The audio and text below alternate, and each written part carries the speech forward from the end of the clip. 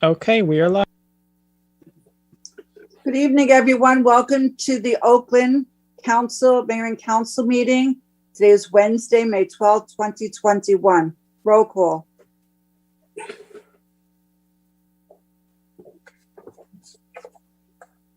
Michael. Mayor Schwager. Unmute. Here. Councilman Bialy. Here. Councilman Kamala. Here. Councilman Pignatelli. Here. Councilman Sosinski. Here. Councilman Talamini. Here. Councilman Van Eck. Here. I don't know if you have your revised agenda. The original agenda had that the meeting started at 7. It should have been 7:30. It was an error in when it was typed. We dispense with the salute to the flag since it's virtual. And at this time, I ask for a moment of silence. And when you are thinking about in your prayers, our former councilman, Frank Tango, died. And I realized that his wife just died also back in December. So in your prayers, think of them.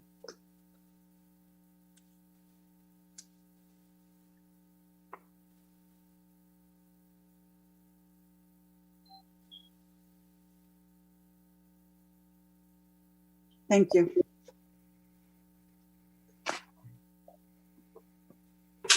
Meeting announcements.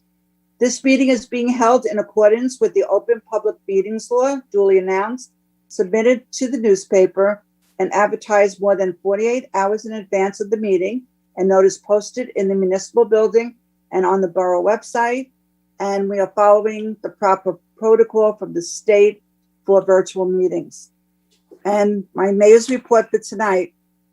Just to remind you, we still do testing at the senior center, but in addition, Bergen County, in partnership with the Bergen Newbridge Medical Center, has announced they now have a regional mobile COVID-19 testing and vaccination.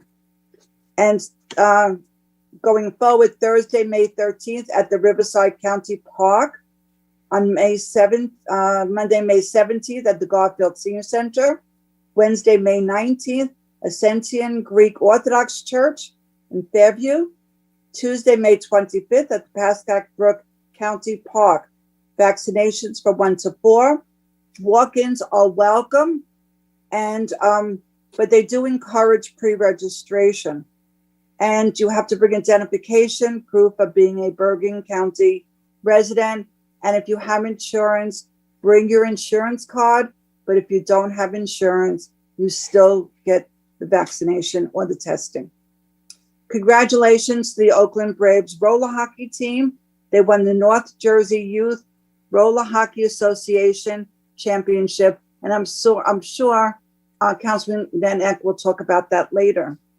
The Flow Virtual Green Film Series is on. The 8th annual series will be held on May 19th, 7 p.m. in the Wyckoff Library. And this one is the fast fashion and our environment, the life cycle of a t-shirt, how to recycle your old clothes. It's a joint venture of Franklin Lakes, Oakland, and Wyckoff environmental commissions and green teams.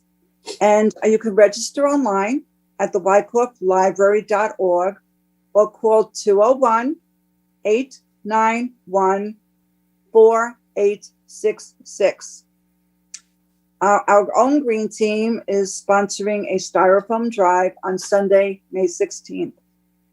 And there will be the Creative Bergen Arts Ambo this year, 2021, Friday, June 11th to Sunday, June 13th. I want to thank the workers from DPW. They had a very successful shredding event this past Saturday. And also on Saturday, congratulations to Ryan Schwartzberger and his dog park committee for the official opening of the Oakland Dog Park in memory of his mom. It was a beautiful ceremony, a little bit wet. The umbrellas went up, the umbrellas went down. The umbrellas were up and the umbrellas were down. But you know what?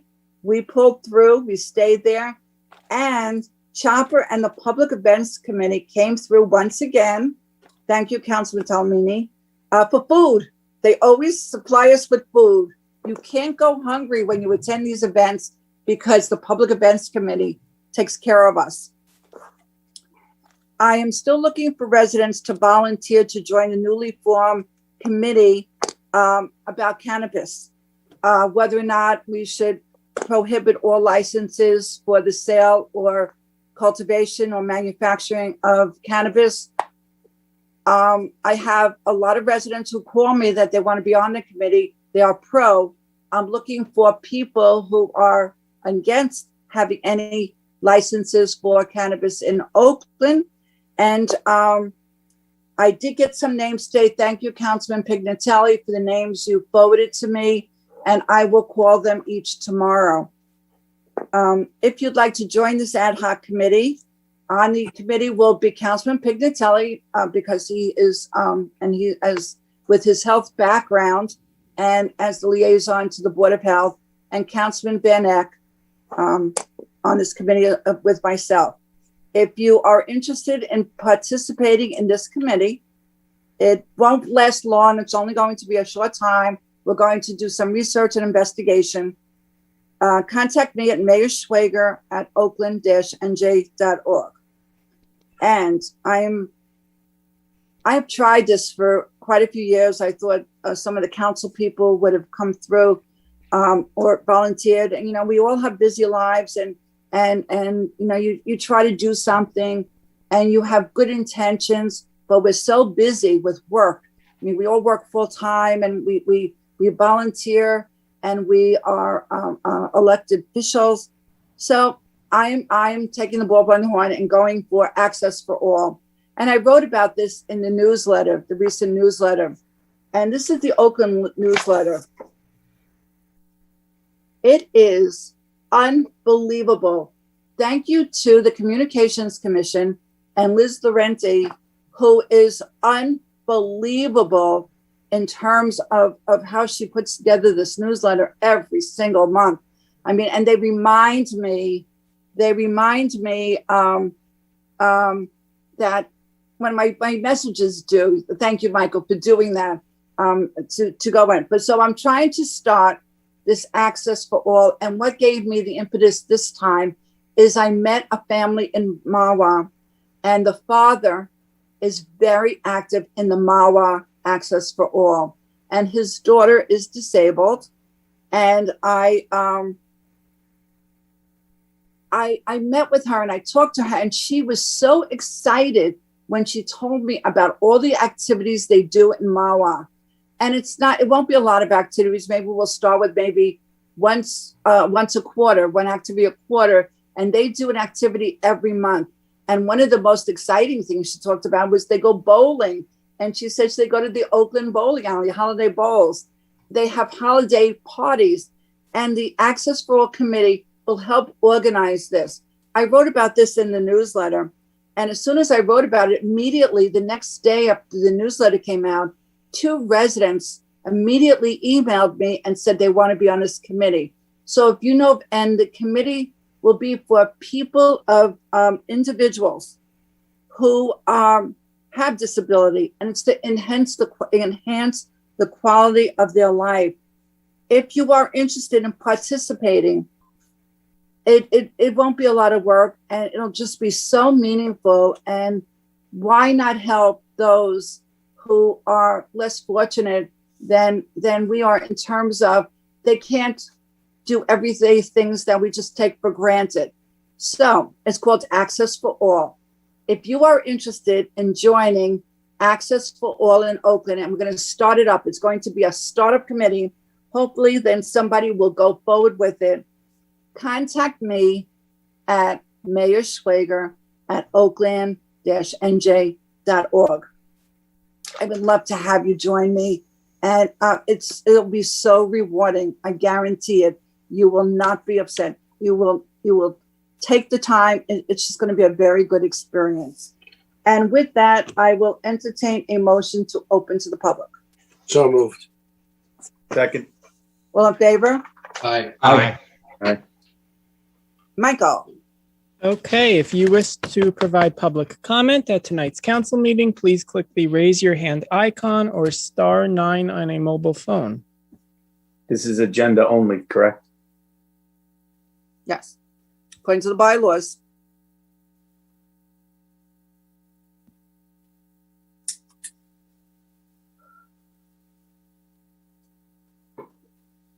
I see no one further. Is there a motion to close? So moved. Second. All in favor? Aye. Aye. Okay. We had minutes from the April 14th, 2021 meeting. So moved. Second. Any discussion, any changes, additions, deletions? If not, motion? Oh, we already did that. Roll call. Councilman Bialy, Yes. Councilman Kamala, Yes. Councilman Pignatelli, Yes. Councilman Slasinski, Yes. Councilman Talamini, Yes. Councilman Van Eck. Yes. It's always very exciting when Lisa says, oh, I just got a citizen leadership form for an appointment. So today I received a citizen leadership form from Allison Fleeson. She wants to join the Flood Commission. We've had this vacancy and she would be filling a vacancy and the term would end December 31st, 2022.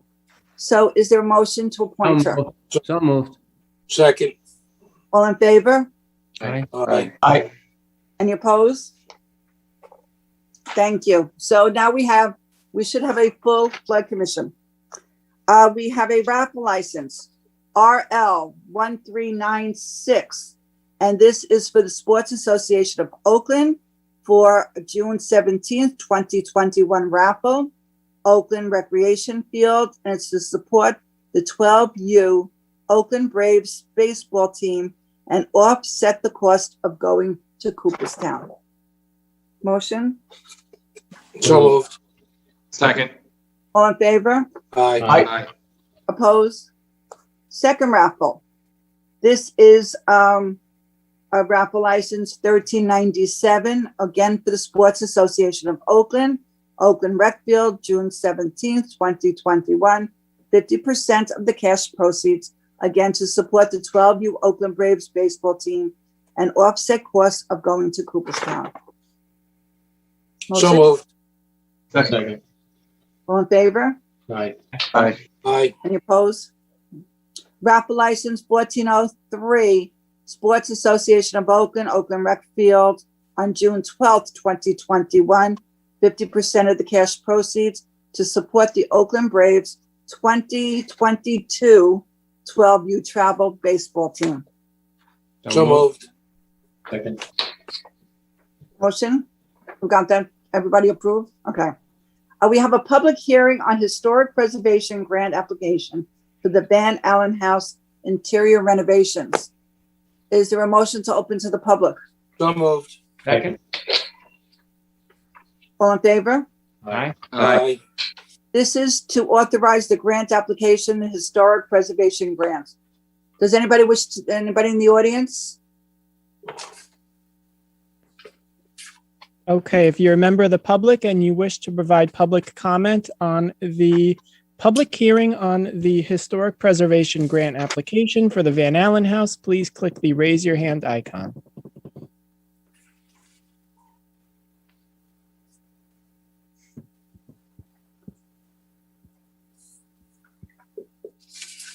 Mayor, I see no one further. Motion to close? Close. So moved. All in Second. favor? Aye. Public hearing on the park improvement grant application for Truman Field upgrades. Motion to open to the public. So moved. Second. All in favor? Aye. Aye.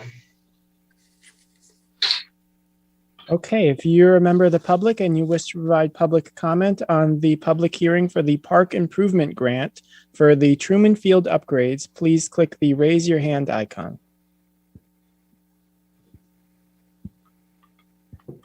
Mayor Mike Guadagnino. Hello, Mike. One Are you second. there? I'm here. 1 sec. Was I supposed to do it? I thought I was supposed to do a presentation on this tonight. I could be wrong. But Do you want to do a presentation? No, I don't, it doesn't matter to me. I mean, I thought I was supposed to do a presentation. I thought part of the application is that you have to do a presentation in front of the public. So I'll make this. You have to hold a public hearing. The council itself has all the details on the application, Mike. Okay. This is a So, up to 50/50 you. grant, isn't it, Richard? Yeah, it's 50/50 grant that basically, it's $430,000. And the 50/50 we're looking for is $204,000 from the grant. And what we'll do is we will match it. We plan on matching it with other grants, other fundraising, the way we do with everything else. We just had a dog park this past weekend. It was good to see some of you there. And we continue to move forward. We have a Field 8 project we hope to have come up. I'm waiting for one of my commissioners to come back with some prices. And we need to do a project in Truman Field. Truman Field is a perfect location, a perfect field. It could be a perfect field. We need to redo this field completely. Needs So a with lot the of work. grant, we put in for the Taj Mahal plan. And with that, it's a $430,000, as I said, and we're looking for half. And as we do with everything else in recreation, we're not going to come to the taxpayers and look for the money. We're going to raise it ourselves. Again, for matching grants or donations, but we have time to do that. So we're just looking for now is for the borough to approve and move forward on this particular grant. Thank you. It's a lot of work.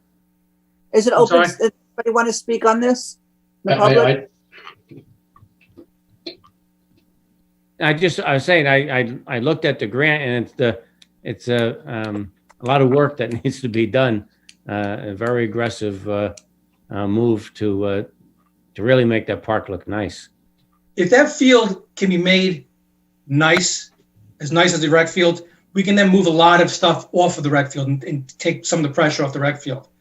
It is a great location. It's a great little soccer field there, which we also use for lacrosse. We Right. use some of our other camps we use there, but it really needs to be redone. And Yeah. like we do everything else, like as I said, we're not coming to taxpayers. We're looking to do this through getting these grants, getting this money back from the county that our taxpayers pay, as well as this looking to raise our money. Specifically towards the Truman Boulevard field. Correct. Yeah, I got to tell you, Mike, my children played down there. I coached down there, soccer and everything, and that field is basically just worn out. I mean, and it's really, truly time for a refresh.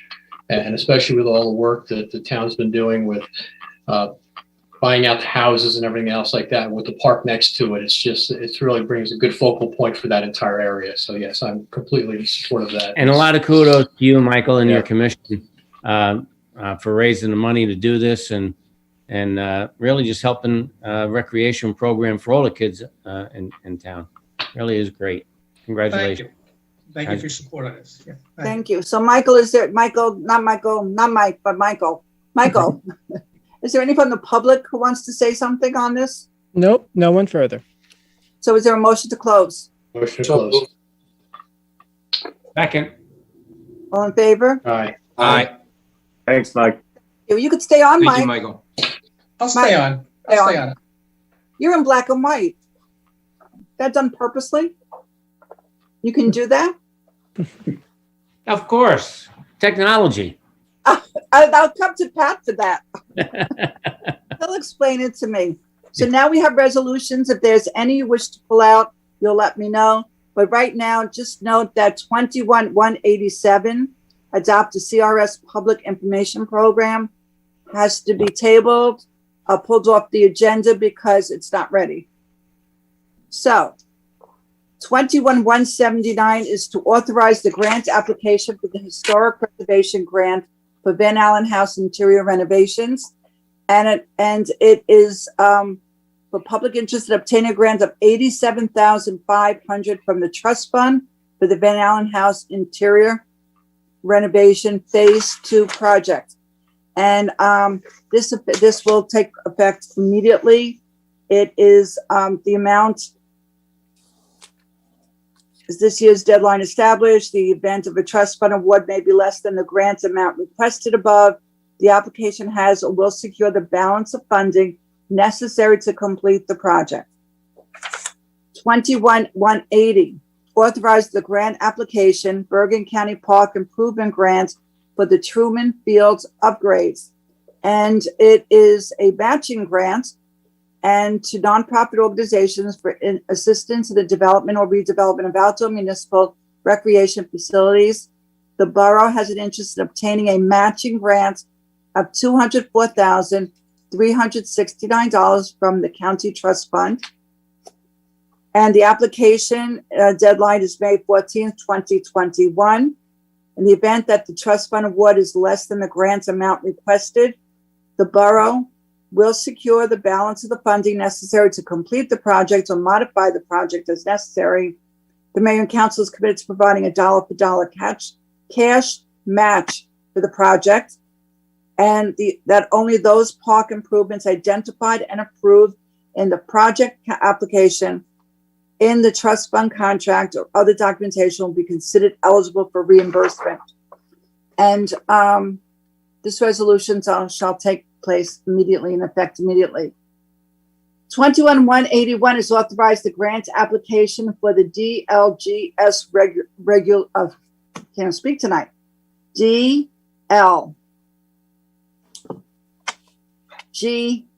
Recreation.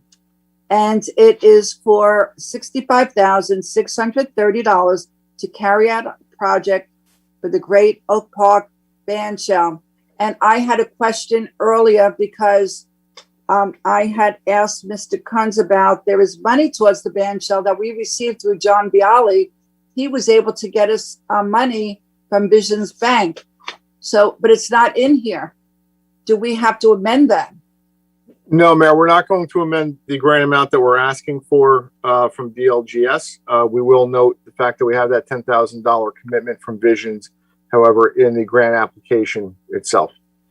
Okay, thank you.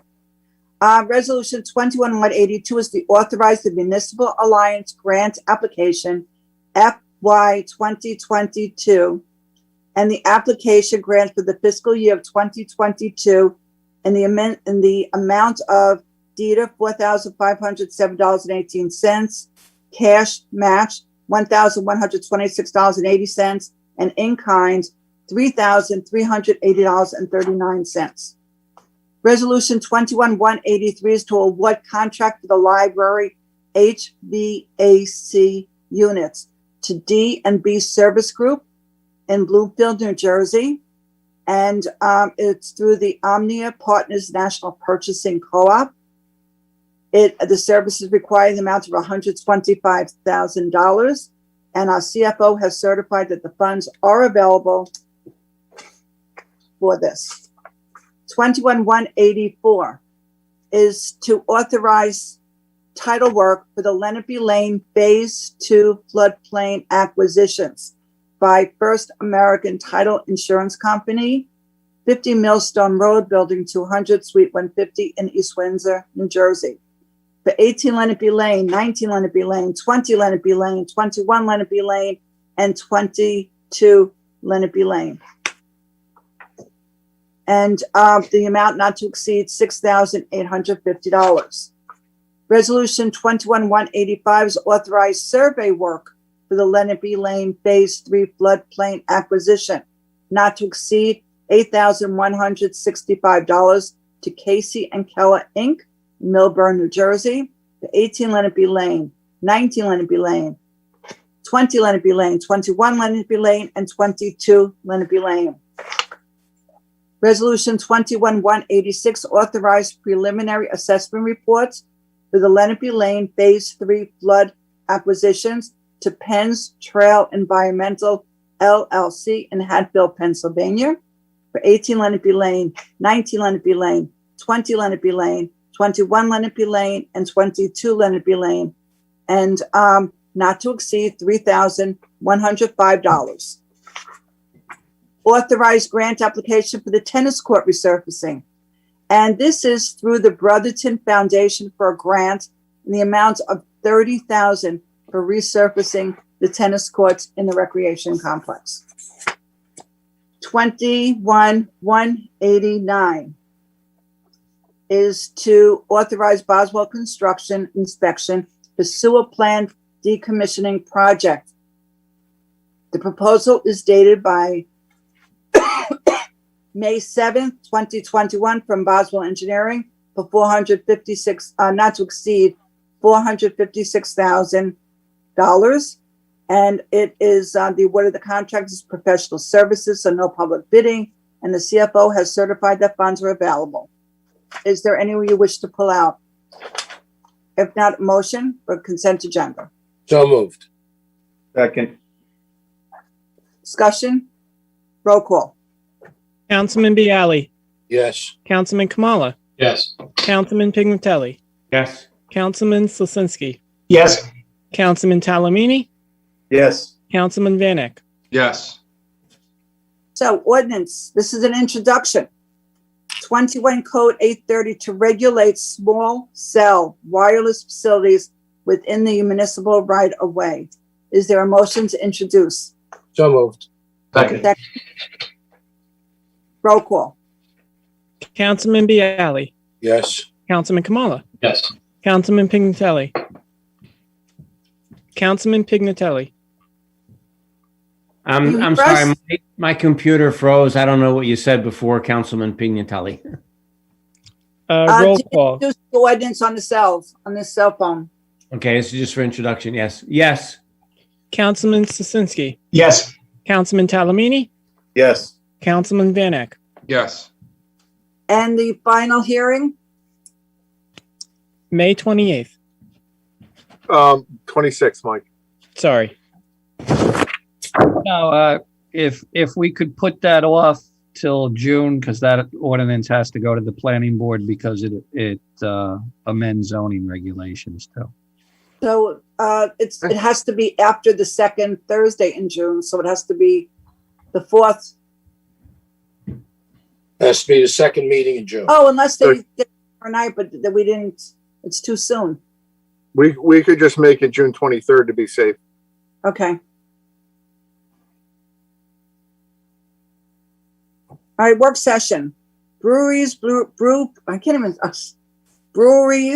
brew pubs, wineries, and distilleries. And so, Councilman Van Eck, you're on. Has everybody had a chance to read through and review the 2 letters sent by Steve Leiden? Or no, who sent it? John Whittigan sent it? No, Steve Leiden. Steve Leiden. Leiden. Very Okay, Steve Leiden very sent, Steve excellent White had stuff. sent briefing memos, and then we had also provided draft. and a ordinances. supplemental packet was a draft ordinance. They were in 2 separate areas. Right, there were separate ordinances for distilleries, breweries, and wineries. You know, I'm a little confused as to which one has to sell food and then another one doesn't. Do you have your memo? It's I right don't on the have it first with me. page. It's in the other room. Does everybody have it? He lays it out specifically, Steve Leiden. Brew pubs versus a limited brewery. Does everybody have it in front of them?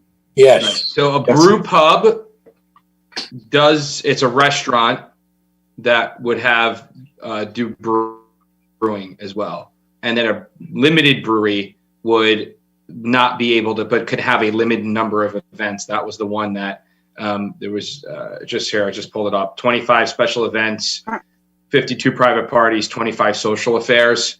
And those were newer regulations that came out after the limited brewery initial legislation came out. And I think that was due to some lobbying by restaurants who felt that these breweries were basically having a lot of events that didn't have to maintain kitchens and staff and regular whatever food regulations that the restaurants did. So they're separate. So the brew pub would also be limited to the number of barrels they could brew a year versus a limited brewery that wouldn't have the restrictions on the amount of barrels brewed. But they have to take a tour in a limited brewery. It says. Yep. Must take a tour, which is exciting. And that's 20,000 gallons? You don't think it's exciting? Yeah, it says It's not that exciting. limited brewery. Eric, as I said today, is 300,000. 300,000.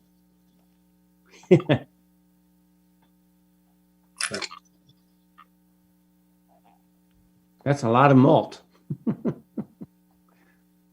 Has the planning board looked at this already? We've talked about it. The planning board has not looked at this, no. We've just talked about it. All right, so, Oh, we just got this from Steve Lyden recently, so Right. they wouldn't have been able. February. Well, I think what happened is that there were memos that were prepared by Mr. Lyden as to suggestions as to appropriate uses between breweries, wineries, and distilleries, and also appropriate locations in various zones within the municipality.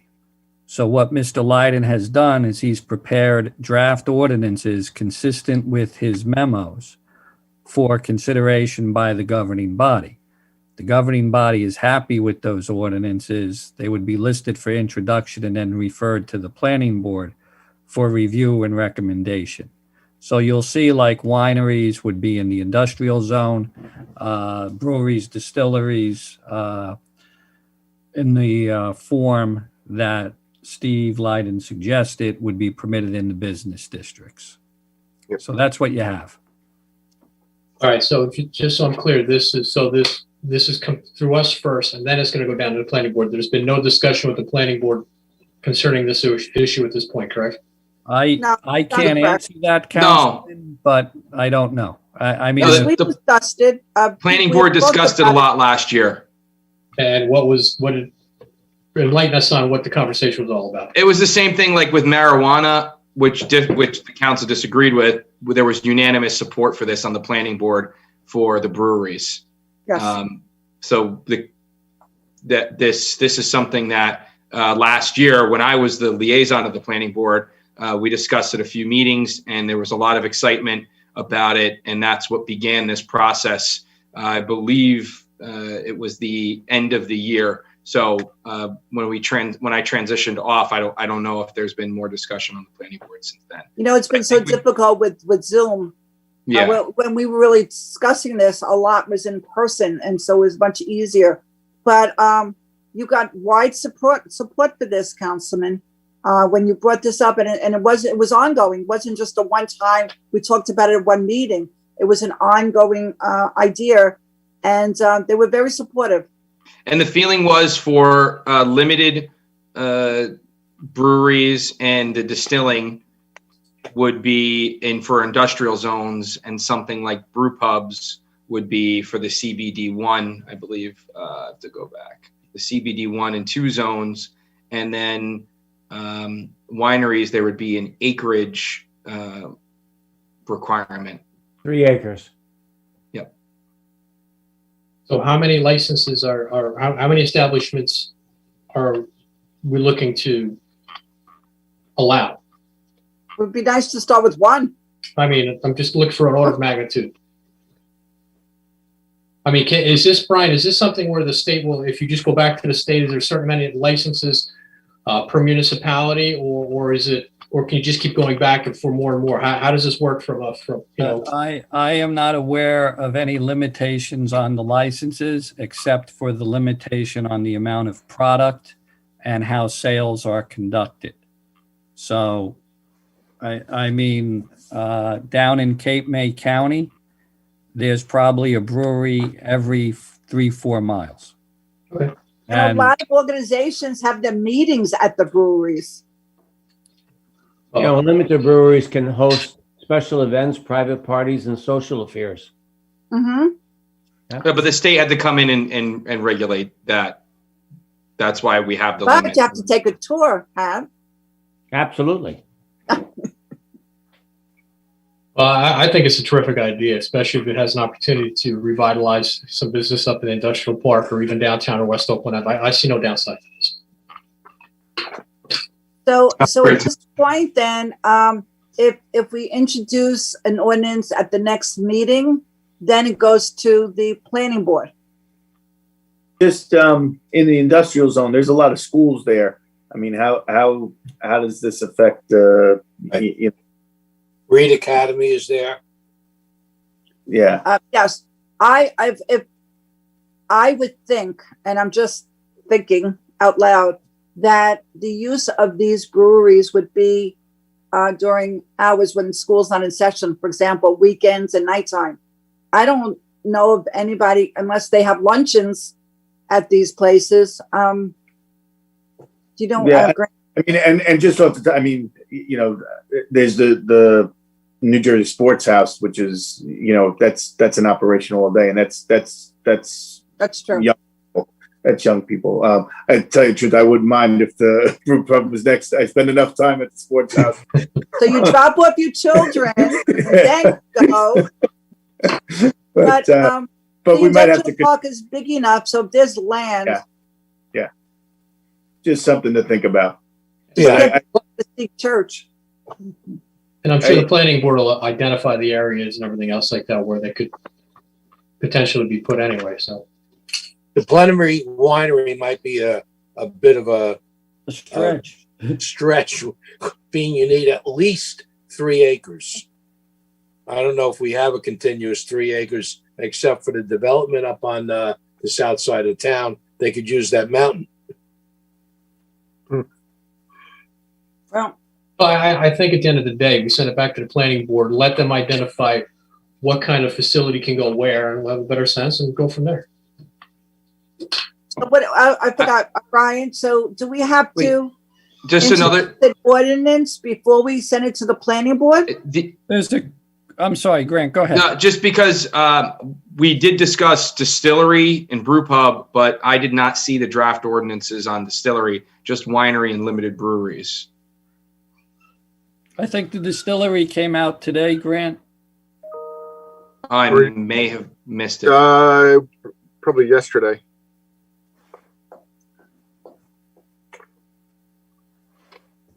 The That's on me. distillery, If I missed that email, that's on me. I think the distillery ordinance, Brian, correct me if I'm wrong, was very close in form to the limited brewery ordinance, especially in terms of what zones it would be permitted in.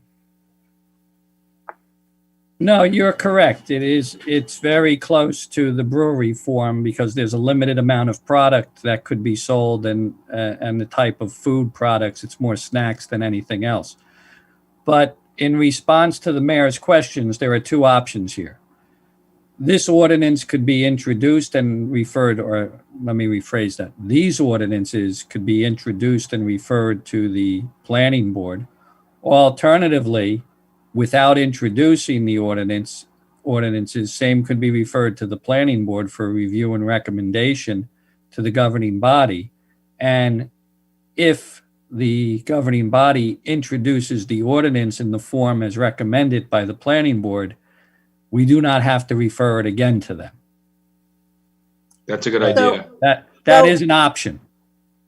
Grant, this is you're spearheading this. I mean, you really have been doing a lot of research on this. What do you want to do? I'm happy to zoom in to, if it's still being done via Zoom, to the upcoming planning board meeting too, and be available to answer any questions. I mean, can it turn around on the agenda quick enough for tomorrow night? I don't know. Can we do that? Probably not. It hasn't been noticed. Yeah. Brian? No, I wouldn't do it that fast. I would want it on the agenda and 48 hours hasn't passed. So for the June meeting. Right. Correct. Look forward to seeing you at planning board. We miss you. Okay. We now have the 2021 capital and bond ordinances. Okay, thank you, Mayor. In your packet were draft ordinances for the 2021 capital program, a water capital ordinance as well. The one that was not in your packet, but it's relatively straightforward, would be a bond ordinance for the road program. This basically encapsulates all of our discussions that we held with the Finance Committee and then with the Council regarding this year's capital plan. And I remember this generated a fair amount of debate as we were struggling with where we wanted to be with the tax rate for the year. And we made some adjustments to the capital improvement fund and how we were going to fund things. So this is all the results of those discussions, with the exception that there were 2 buildings and grounds improvements related to Borough Hall that were pulled off. Those items I think still need some more work before we're ready to put them forward for any sort of solid funding. So with that, the capital ordinance itself would authorize funding totaling $866,100. Again, there's money in the capital improvement fund for that. The bond ordinance itself for the roads would be $1.44 million. And we have a little bit of work left to do on the water or fully funded water ordinance. We're just waiting for some cost estimate feedback to prepare final numbers. But you have that draft still in your packet. So I think with that, unless David wants to add anything, we can just open this up for any comments or questions that you have. Did everybody review these sample ordinances? Questions? Just with the road, the money for the roads, do we think that we're supplying enough money to maintain our roads, or are we going to have to increase that going forward? I mean, where do we think we are with that? I think going forward, we're going to need to incrementally increase that, and that's going to run up against what we've talked about in terms of limiting future indebtedness as well, and trying to move more to pay as you go for our road program. We try to do, ideally we should probably be doing about 3 miles of road a year based on the average lifespan and the number of road miles we have. It used to be a little bit less than that, but as Mr. Yukemic can tell you, the pavement mixes that are approved for use now just tend to not last as long. And John can probably sing you chapter and verse as to why that is. Yeah, don't ask me the question, because I tend to spend the borough's money when you ask me questions like that. Yeah. But the answer to the councilman's question is, when I first arrived in Oakland and I looked at the miles of road we had and what we were spending, the quick answer is it's not enough, and we're losing a battle here, because the roads are deteriorating quicker than we're able to keep up with them. And we apply vigorously for grants. With the DOT, we get very good road improvement grants from the DOT, which helps out. But just very quickly, it needs more. That's all I have to say. And John, every one of our roads has a different lifespan because of the way they're used. So you have different time of deterioration for every road in town. So everyone has to be treated differently, because some roads don't get used at all, because they're either in a cul-de-sac and no one uses it except the people who live there, or you're on a main thoroughfare, something like Hiawatha Boulevard, where people are up and down all the time coming from that part of the area. But it's true. Everything has a different lifespan, but the average life all over the town, what is the average lifespan of a newly paved road? 10 years? Oh, I would say it's more than that, Councilman. If you're looking at the average, to Councilman Bialy's point, and I happened to be on a road this morning. It wasn't in Oakland, and I asked the resident, when was the last time this road was paved? And he said, oh, it must be like 25, 30 years ago. And the road was, it was ready to get paved, but it was from an era where the mix design was a lot better than what it is today. I would say in the past, 15, maybe even more than that, 15 years or so, the mix design has been a lot poorer. They put something called wrap in the mix to extend it. It's not as sticky as it used to be. I mean, I don't want to belabor this, but, a lot of road crews would tell me they don't come home and clean their boots anymore because there's no tar on them that sticks to it. So I would say on average, it would be closer to 12 to 15 years rather than 12. 10 is way short. I haven't seen a road yet that needed paving after only 10 years. I thought Rampo Valley Road, they said should last 20 years, but maybe that was a while ago. I would say, with all due respect, Councilman, that was probably a while ago. Yeah. I live on Wyckoff Avenue in Mawa, and it's ready. I've lived here for 30 years, and this would be the third time they would be paving it. Mhm. So that's running around, 10 to 12 years. It's 12 years, yeah. Mr. Kim, a quick question. Is there a way that, just thinking of a road in my neighborhood on Walnut where it comes around the bend, where you come up to it, it's pretty good. You hit the bend, it's terrible, then you move up. Is there a way they can just cut out and mill certain areas and patch that up to make to make our dollars go further? We could certainly do that. I'm not sure if the residents would appreciate that, to cut and patch like that. We could certainly look at things like that when we have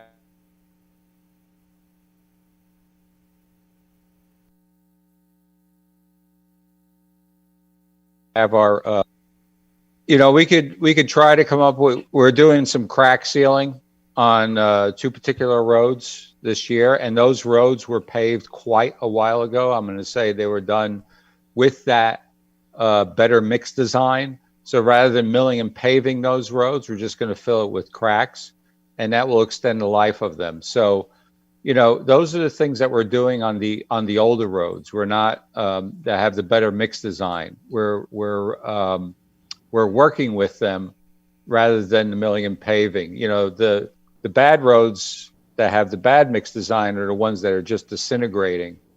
So yeah, we'll look at patching. We'll talk to the DPW about that and to the committee, and see if they feel if that's a viable John, option. I remember discussing with you once before. When I worked in East Hanover in the 70s, they would do what's called seal coating. They spray tar down, and they'd come with pebbles or fine stone. I guess you don't do that anymore. Well, yeah, that's called chip seal. They still do that. And that extends the roadway, right? In the western counties and the northern counties and the rural counties, as you get further away from the metropolitan area, I haven't seen it used, in towns like Oakland. We can look into it though. And just with the price of gas going up, so we're not going to be able to pave as much as we were anticipating, I would think. Well, this is long lead funding. Okay, so the funding that was authorized in 2020 is the primary funding source for the road program that's going to take place this year. Okay, we'll probably have this funding in place to dip into if we need to, but really this money is designed for the bulk of it to be used in 2022. And we do that so that, getting the funding in place doesn't become a factor in our planning in terms of the timing of when we do it. And it gives us a little bit more flexibility to award, bid alternates as well. But to your point, escalating fuel prices can have an impact on, what the bids come in at for this road program that we'll be undertaking this year. Yeah, there's something called a fuel price adjustment that by law we have to put in the bid. And unfortunately, it covers the contractors more than it covers the borough. So the boroughs the municipalities need a better lobbying trend. Guess the league is not doing their job. No comment. Any other question? Right. If anybody has any other questions? No. Nope. All right. Then we will prepare these for introduction at the next meeting. All right. The next item is P-card program. P-card program. Okay. We provided a bunch of materials for you to take a look at. Essentially, a P-card program, you can kind of think of it like a municipal credit card, but it does not really work that way in terms of the authorization piece of it. There are a lot of internal controls here, but basically it's a card. It's an electronic means of conducting transactions for the borough. which will help facilitate certain situations where you get some vendors once in a while who aren't familiar with taking purchase orders. They don't take purchase orders. You're doing an online transaction. And it resolves some conflicts that we have over, okay, do we have to find another vendor? Do we have to use a different payment method? And it's something that we can look at for other applications down the road, such as petty cash transactions and the like. But unlike, your personal credit card or something, it really fits into the standard purchase order process. It still needs pre-approval and authorization before any purchase gets made on it. There's a lot of internal controls in terms of who can use the card, monthly and per transaction limits on card use, to make sure that there's, nothing untoward's going on with the program. So as we've kind of set it up initially and you have the draft policy, it's really meant to be, quite limited initially. And then, we'll have the ability to kind of expand it as needs may arise going forward. Richard, you said that there are some security measures. In light of what happened with the oil company being hacked, is this going to have a number that's going to be out there that someone could hack into and use? That would depend on the security of the systems of the vendors that we use. It's not. It would not then we would have really to pay not for be it. Reflective of our system. If it's hacked and somebody charges something, I assume they have the same protection. My credit card was hacked last month, and what I did was you call the credit card company immediately. Oh yeah. You go through all the charges, then they investigate. I paid the full amount while they're investigating, and then they'll give me a credit when they figure out which was a fraudulent transaction. That's why I agree with Councilman. I worry about using my credit card online on the internet, because that's the easiest way for them to hack your credit card. So what are going to be the safeguards? Who is going to have access to you have to make sure that the person who has the credit card doesn't give that number away. Right. So the cards are not going to, the cards are not going to be kept with that person per se. They're going to be used in the office, at least initially. And Pat, to your point, we're not going to be liable for any unauthorized use of, let's say, a stolen card or a stolen card number, as long as that fraud is reported within 24 hours. Okay. Further, there will be limits on the amount of money that the card can be charged off to the card as well, which is a further control. All right. Initially, we had talked basically about just the accounts payable clerk and the assistant to the administrator being the only ones, probably with the CFO and myself, having the ability to use the card. It's really, at least out of the gate, meant for a very limited set of transactions. And it would still appear on the bills list, right?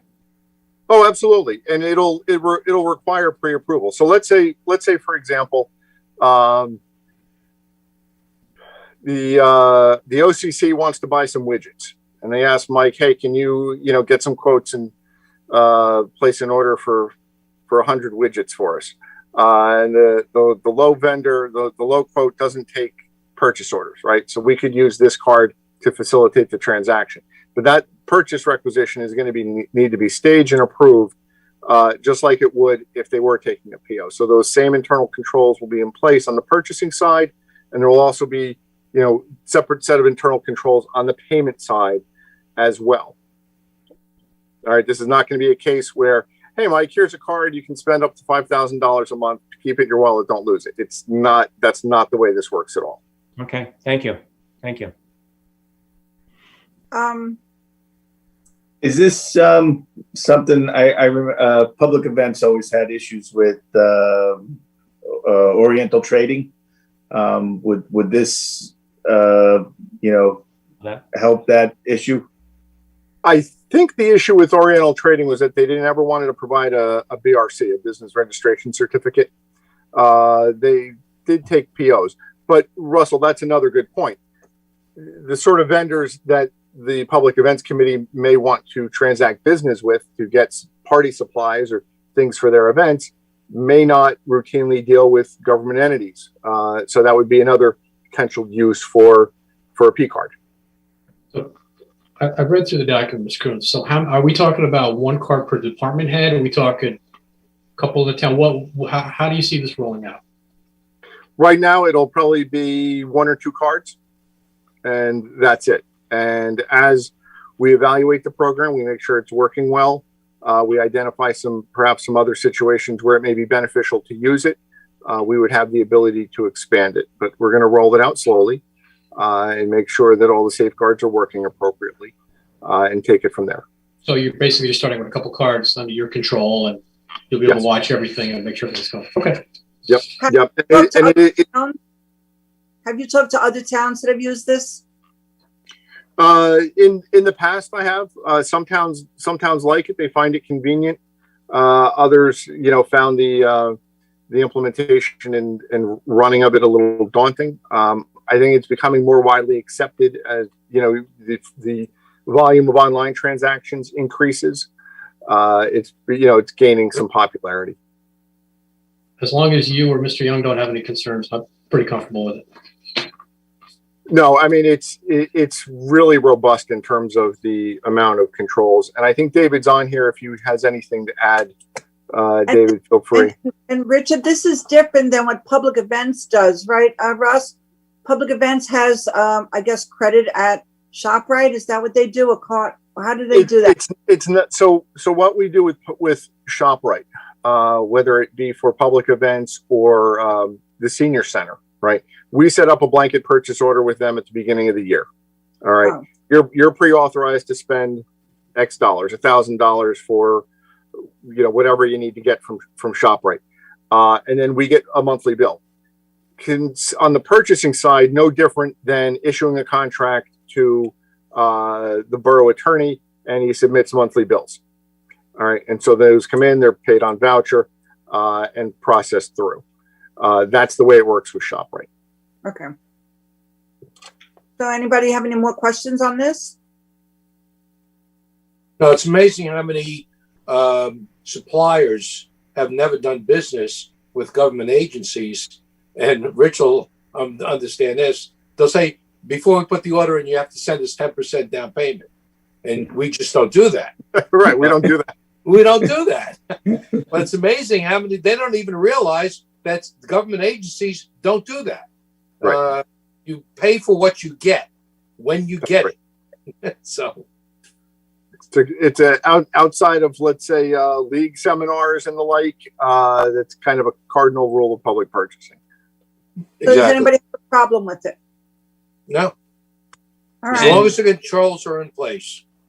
And we get rewards or points or credit back for using the credit card based on how much we spend? That I don't know. David, in your discussion, were there any sort of reward points for this? No, that hasn't come up at all in terms of the conversations with TD Bank. It's a direct charge against whichever account we set them up against. It's not it's like a debit card? Program. Like a debit. It's not a credit card, it's a debit card. It is not a credit card, no. Yep. It's a purchase card. Okay, because so here like it says credit card. So it's equivalent to a debit card. It's used, it can be used anywhere a credit card can be used, but it is slightly different from a credit card in terms of it is identified as a purchase card.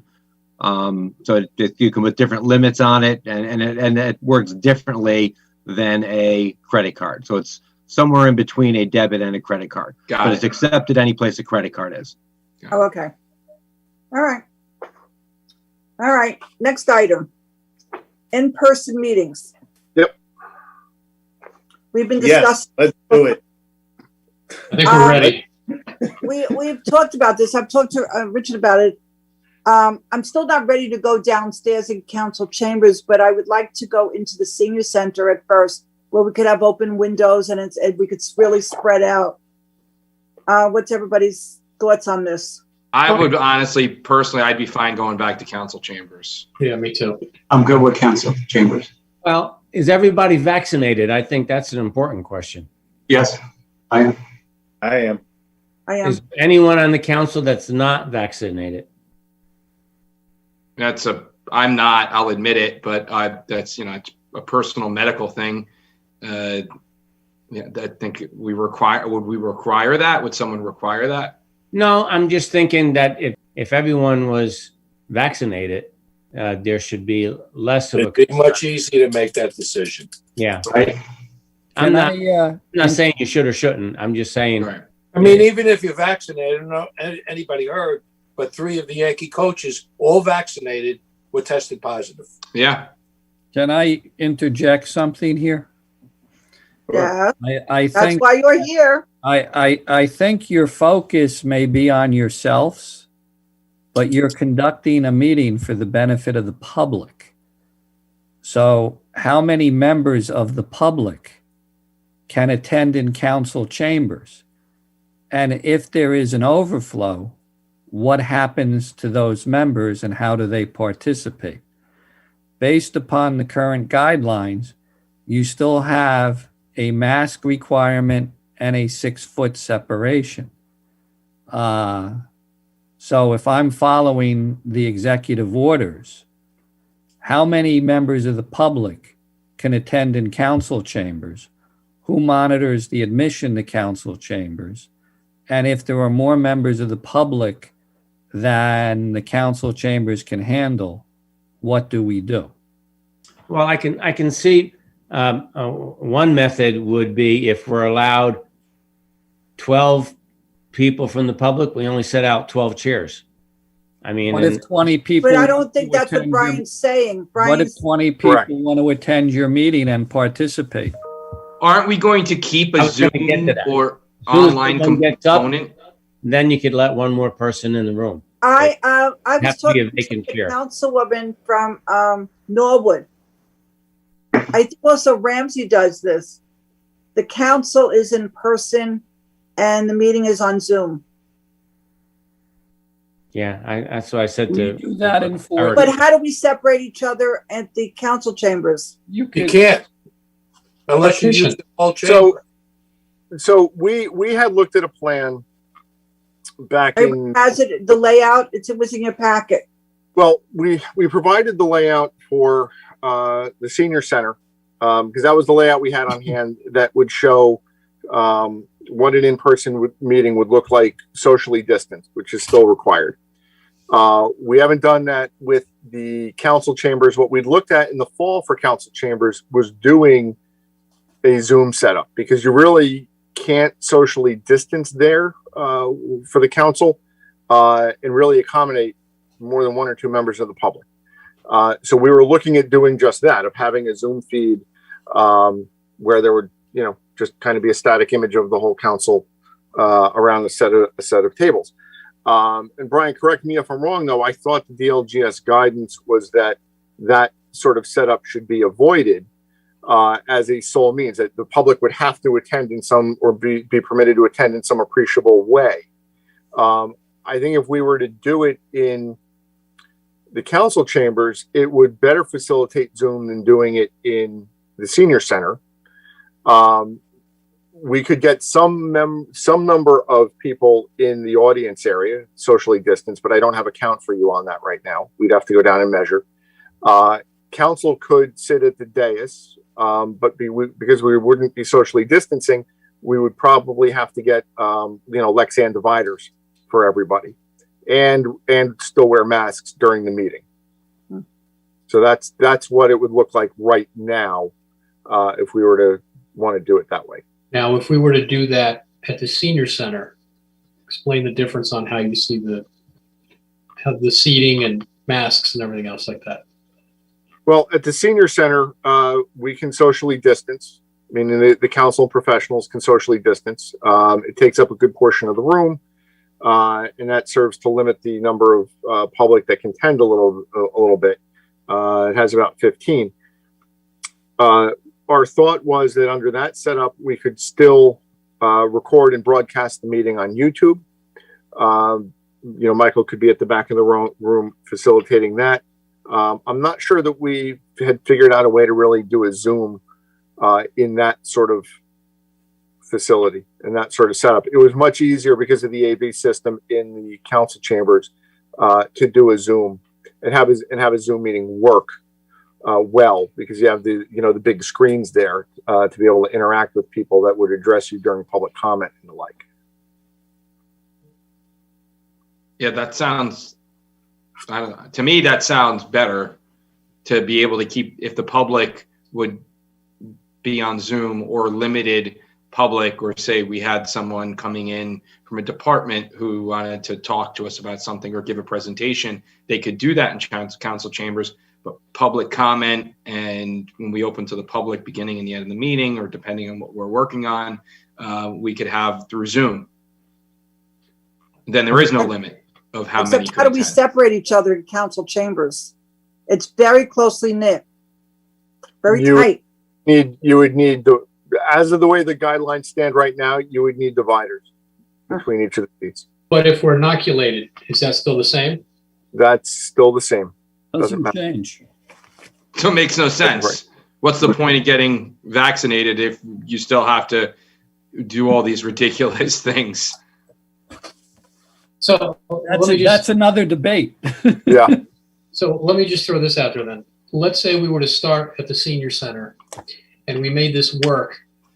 Can we now say that, okay, this works for the council, now the planning board can start utilizing the same fashion? We're talking about, Eric, we're talking about that tomorrow night. The planning board is interested in going into the senior center.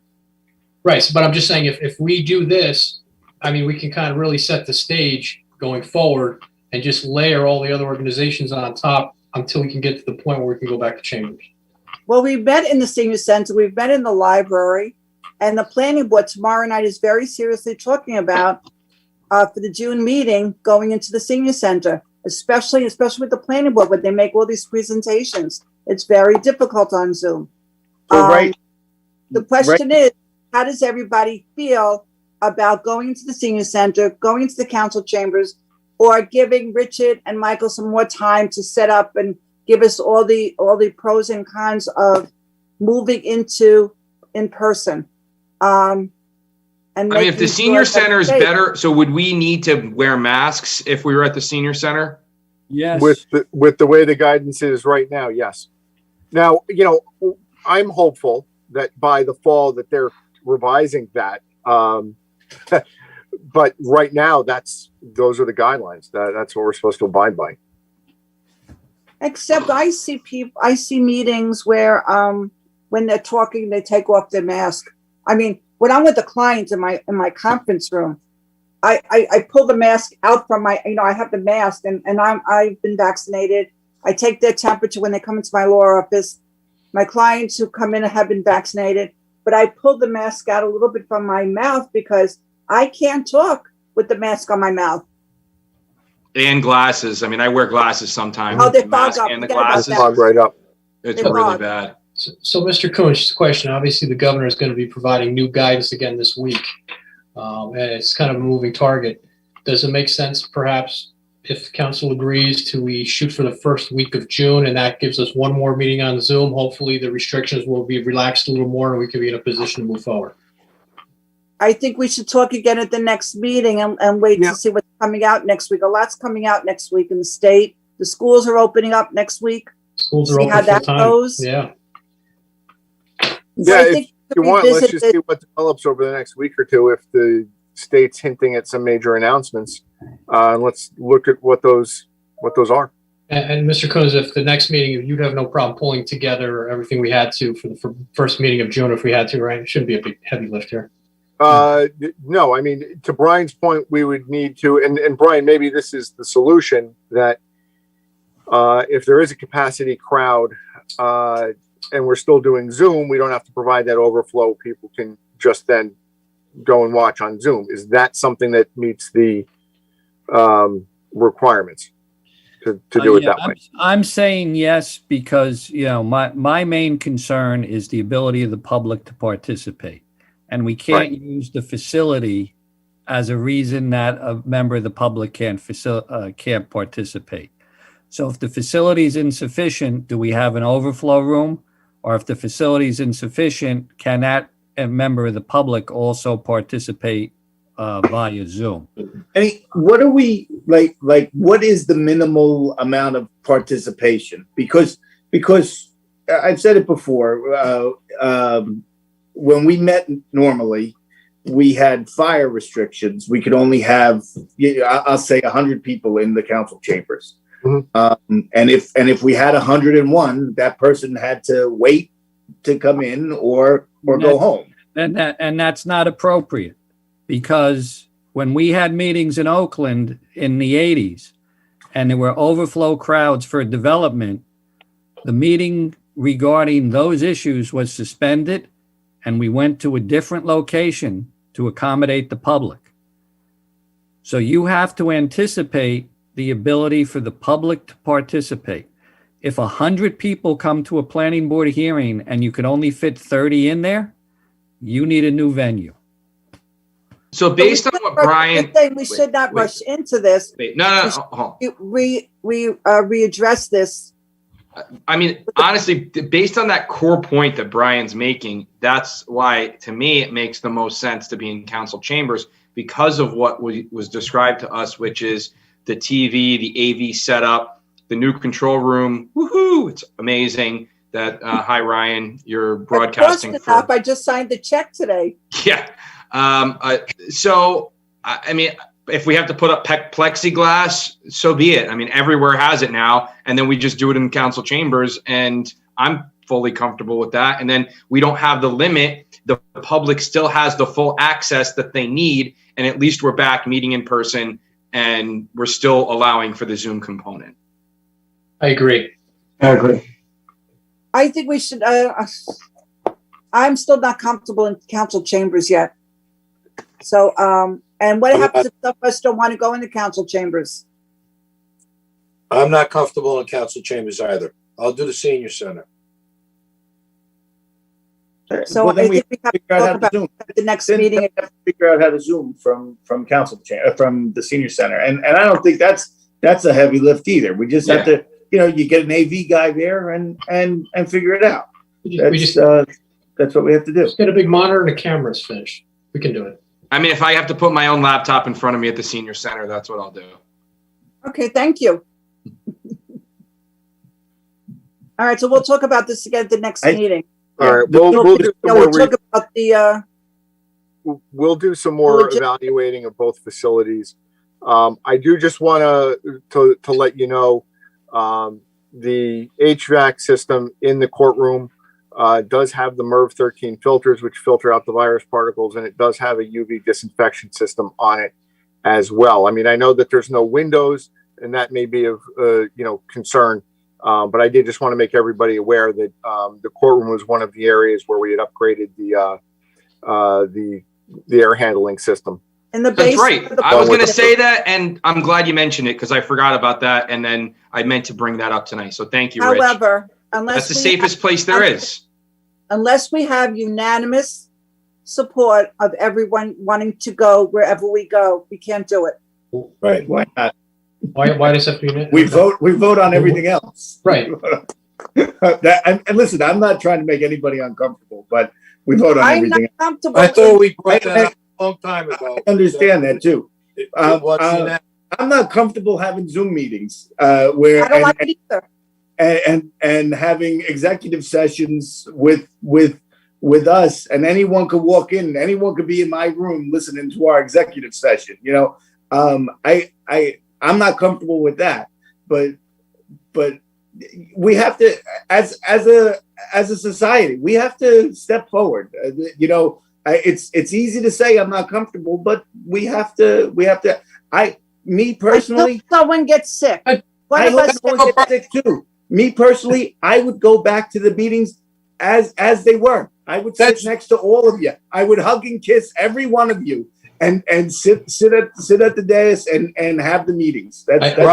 That's your personal opinion. Everyone has their own personal need and their own personal reason that they don't or do agree. Yes, that's true. But the whole unanimous thing, I don't want to make anyone uncomfortable. Honest to God, that's not my, I'm not looking to make anyone uncomfortable. It wouldn't be fair. But to say it has to be unanimous, that's, Well, what if you decide? We said that a long time ago, Mayor. We had that long time ago at the beginning of this thing. What did we say? We said Everybody it had to be feel unanimous. comfortable where whatever we decide That's to great. do You said about it. the meeting. That doesn't mean it's true. That doesn't mean it's true. Well, You can Well, say it. I don't want to get sick. I don't want to get the virus. And I've been vaccinated, and I've heard of people who have been vaccinated, got Yes. the virus, and got deathly ill. Yes, I've heard it I'm too. worried. I've heard people that have bought lottery tickets and won billions of dollars, but that's not going to happen either. You know, Well, you can't say it's not going to happen to you. But I had COVID in my house already. My family had. But I don't have to take the gamble. But to the mayor's point and to John's point, Yeah. I'd just like to point out to the mayor and John that we made that decision before the vaccines were even available. At least now the vaccines are available. So at that time, we didn't know we would have vaccines. Now we know we have vaccines. But they're right. No one should be forced.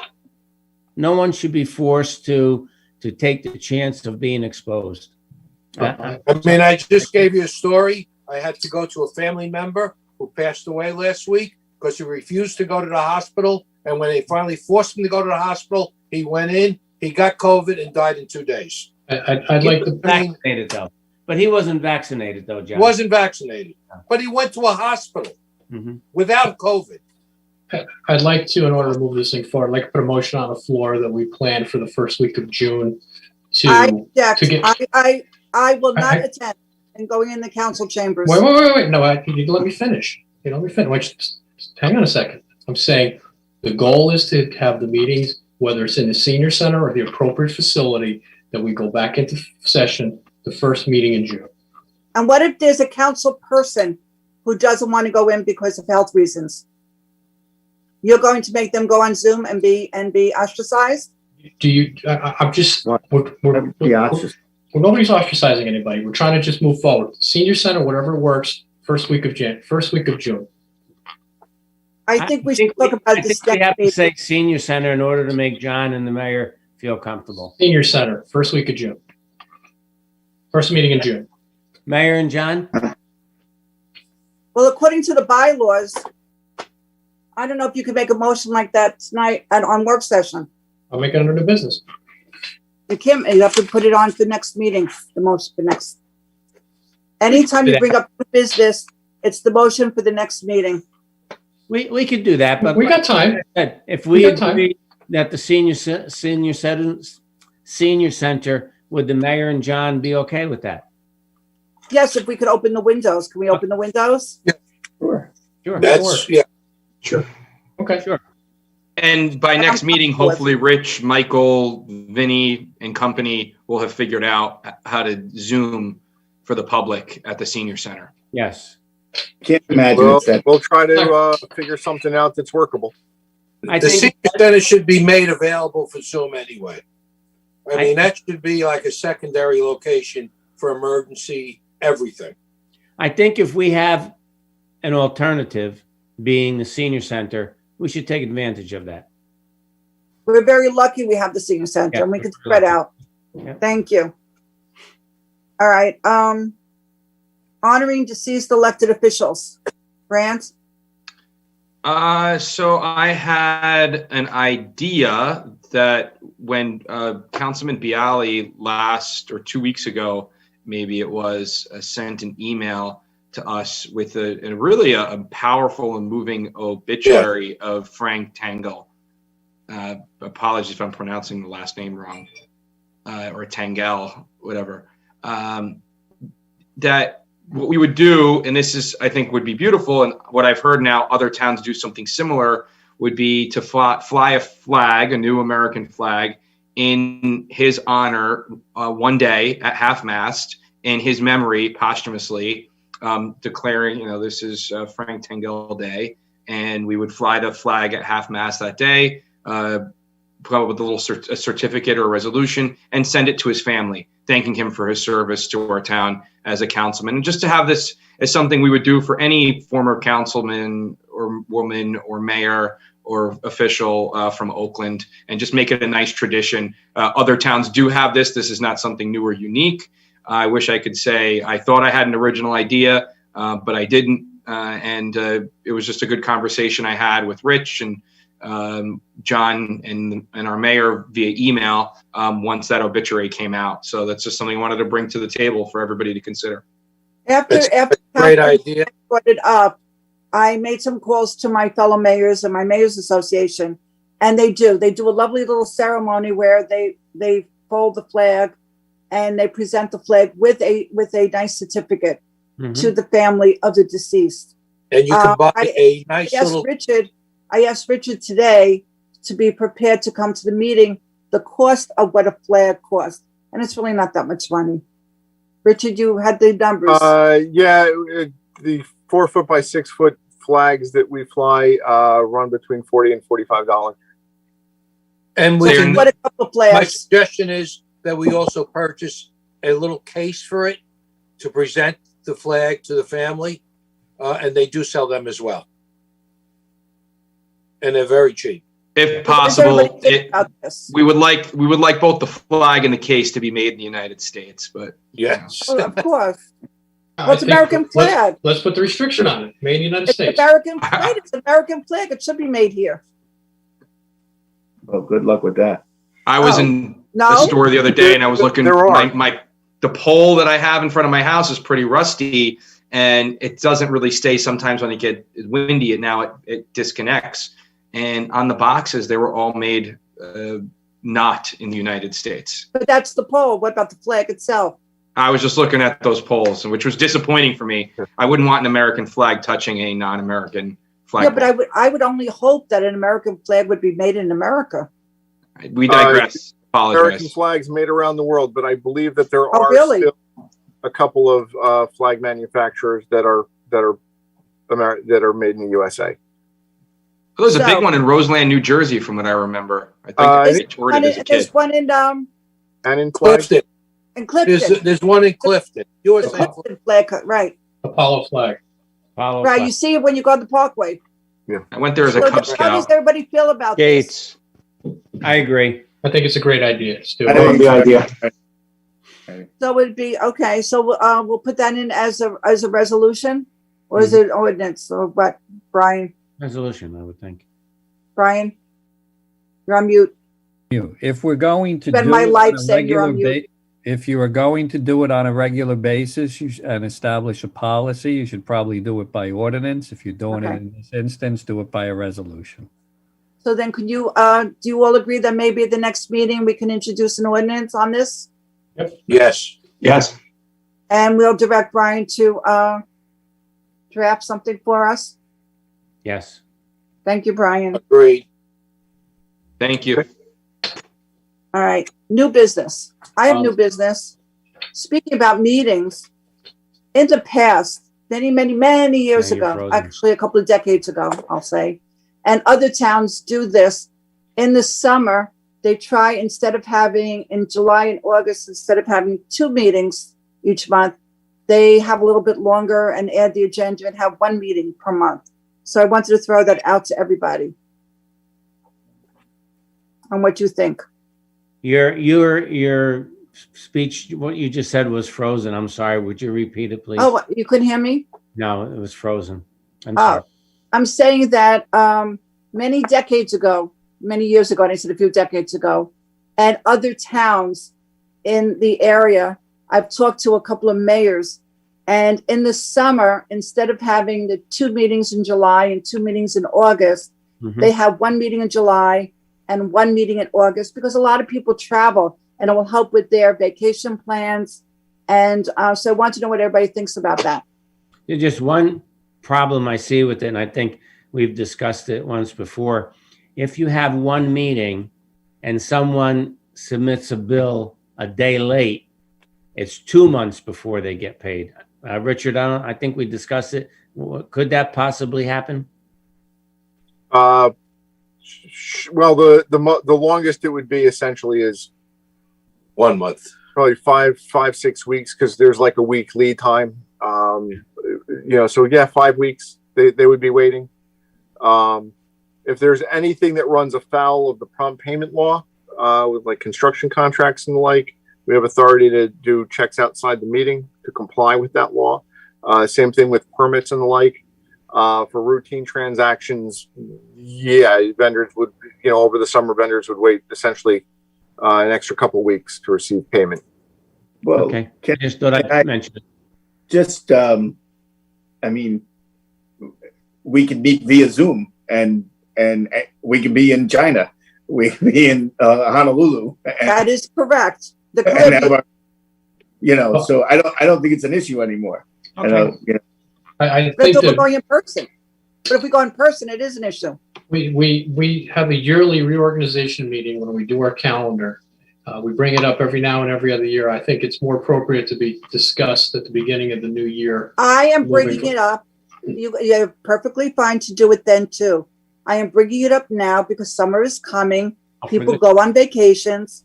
And I thought I would bring it up to see if anybody was interested. Calendars can be adjusted. Life is not rigid. If you have children, life is not rigid.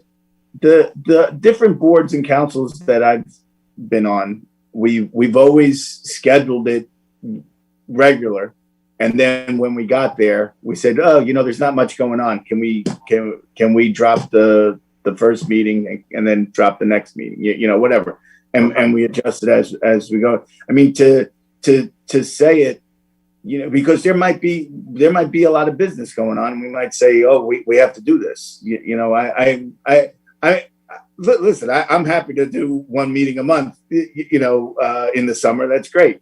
But I would think as we get closer, we might want to agree to it now. It's May. Say, hey, what do we think's happening? There was an issue with grants. Like I think we approve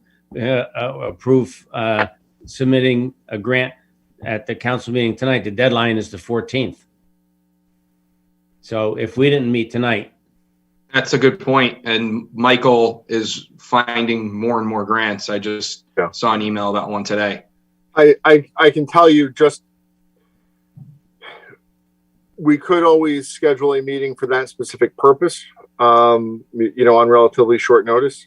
And also, there is sort of a grant season. If you see these sort of routine grants from Bergen County and the like, they kind of have normal deadlines. There aren't as many grants due over the summer as there are in the spring and the fall. There's kind of a lull in deadlines, intentional or otherwise. But I'm just throwing that out there. I agree with what Councilman Kamala said too, that Council President Kamala said about talking about it for reorganization for 2022. And this is a good topic of conversation that maybe we do want to look at that for the calendar of the coming year. And I also agree with Councilman Talamini saying that maybe, if we get to August and we are in a situation like you described, maybe we would. The July week. Is there something specific that you're interested in? No, I just wanted to bring it up. New business. Like I said, I go to meetings. I go to many mayors meetings. Yeah. I go to league meetings. I go to a lot of different meetings. And this was brought up, and I said, okay, I'll bring it up here. So I brought it up. You're not interested. That's fine. So we'll move on to anybody else have new business. Actually, I got a piece of new business. I just have to a quick change. I guess I got overlooked. Councilman Kevin Selinsky is going to be assigned to the Water and Sewer Committee as a second in that role. Just to make it official. Thank you. I've been very lonely for the last 5 months. John, I didn't realize it was overlooked. It was brought to my attention, so that's why we're correcting it. Thank you. You're welcome. I have new business, and it's on the ordinance we passed last meeting with the bylaws. And I had a few phone calls from my senior friends who are a little disappointed that, and I can understand, and they're a little disappointed in Article 4, F, open to the public comment only on agenda items. They thought that it's not restrictive, but it puts a little dent into the convenience of getting under the covers at 9 o'clock at night, and you can't bring up anything after that. And I noticed tonight there was nobody in the opening session on the agenda. I don't think it's caused a problem up to this point, so I have no problem going back and saying, whatever you want to talk about, and it gives us the opportunity to create some answers in our reports for the early opening of the open to the public.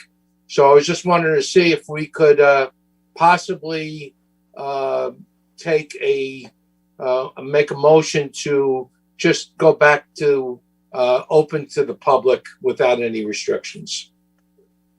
Except I don't think you can make a motion. According to the bylaws, which I'm looking at, Okay. new business. I don't think it's caused any problems for us in the past, so, and it hasn't been that long. And if we abide by the 30-minute rule, we abide by that rule. Doesn't have to go back to committee? If everybody's agreeable to it, it would require a resolution at the next meeting to amend it. I think the intention of that is to streamline the meeting so that you're basically trying to end within an hour and a half. Yeah, but you're streamlining it already by limiting it to 30 minutes. All right, so the administration committee, who's the administration committee? Kevin? And will present its recommendation. So the administration committee has to have a quick call a meeting to discuss the proposed amendments, which would be the amendment to not limit the first. It would be the first. What is it? The first open to the public, and they could. It doesn't have to be necessarily on an agenda item. So the administration. I'm reading the. By the end of all these meetings, we'll all know these bylaws. By the end of the administration committee has to meet with the proposed amendment and discuss it. I just lost it. Section 4F, I think. Yes, it's in the back. Section amendments, Article 12. So procedure to amend. The mayor or any member of the council may propose amendments to these bylaws at any regular meeting. Okay, Councilman Bialy proposed an amendment. The administration committee will meet to discuss the proposed amendments. The administration committee will present its recommendations to the council at the next regular meeting, which is May 26th. The bylaws shall only be amended or altered by majority on a roll call by the council. So, Kevin, you have to call an administration committee meeting Okay. Sounds. and be ready for the next general meeting. Okay, I have one more new business. Who's on the administration? Let's see, where's my book? Is it me and Russ? Yeah, It's 8 minutes. I believe so. Mm-hmm.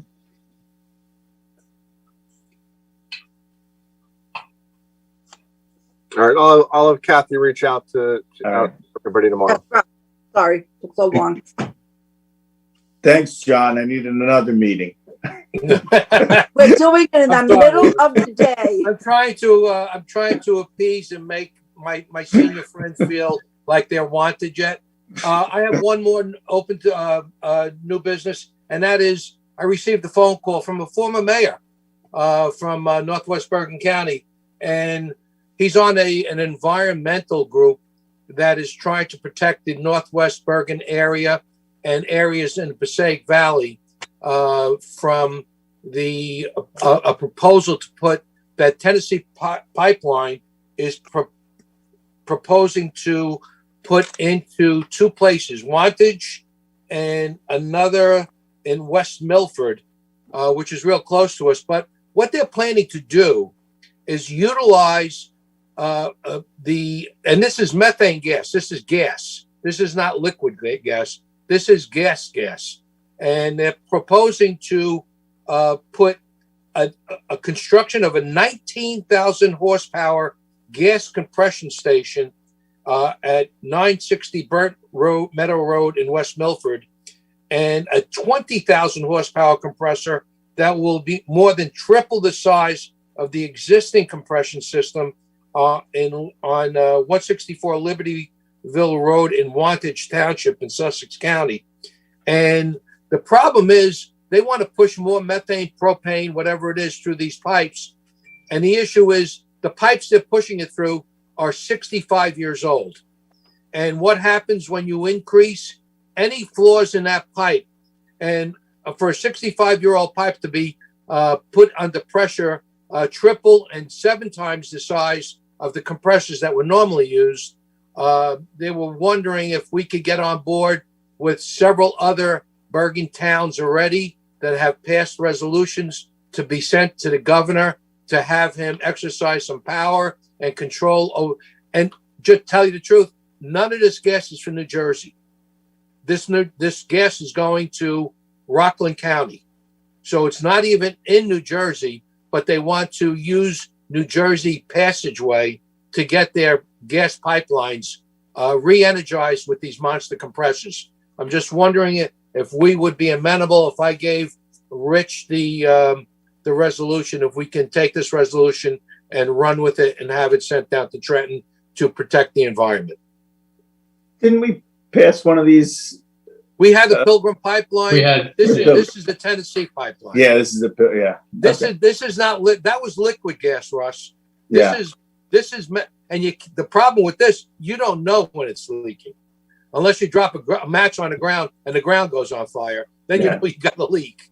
So and it does not only do that, but it also has a problem with the environment, with the trees, with the plants, with the animals that live out in the wilderness.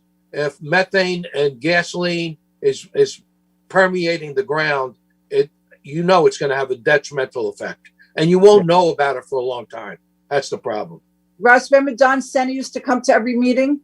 Don was at all the meetings I ever went to. Unfortunately, he's down. Pilgrim Pipeline meetings, Don was always at those meetings. Yeah. And he died. I'd be in favor of supporting that motion.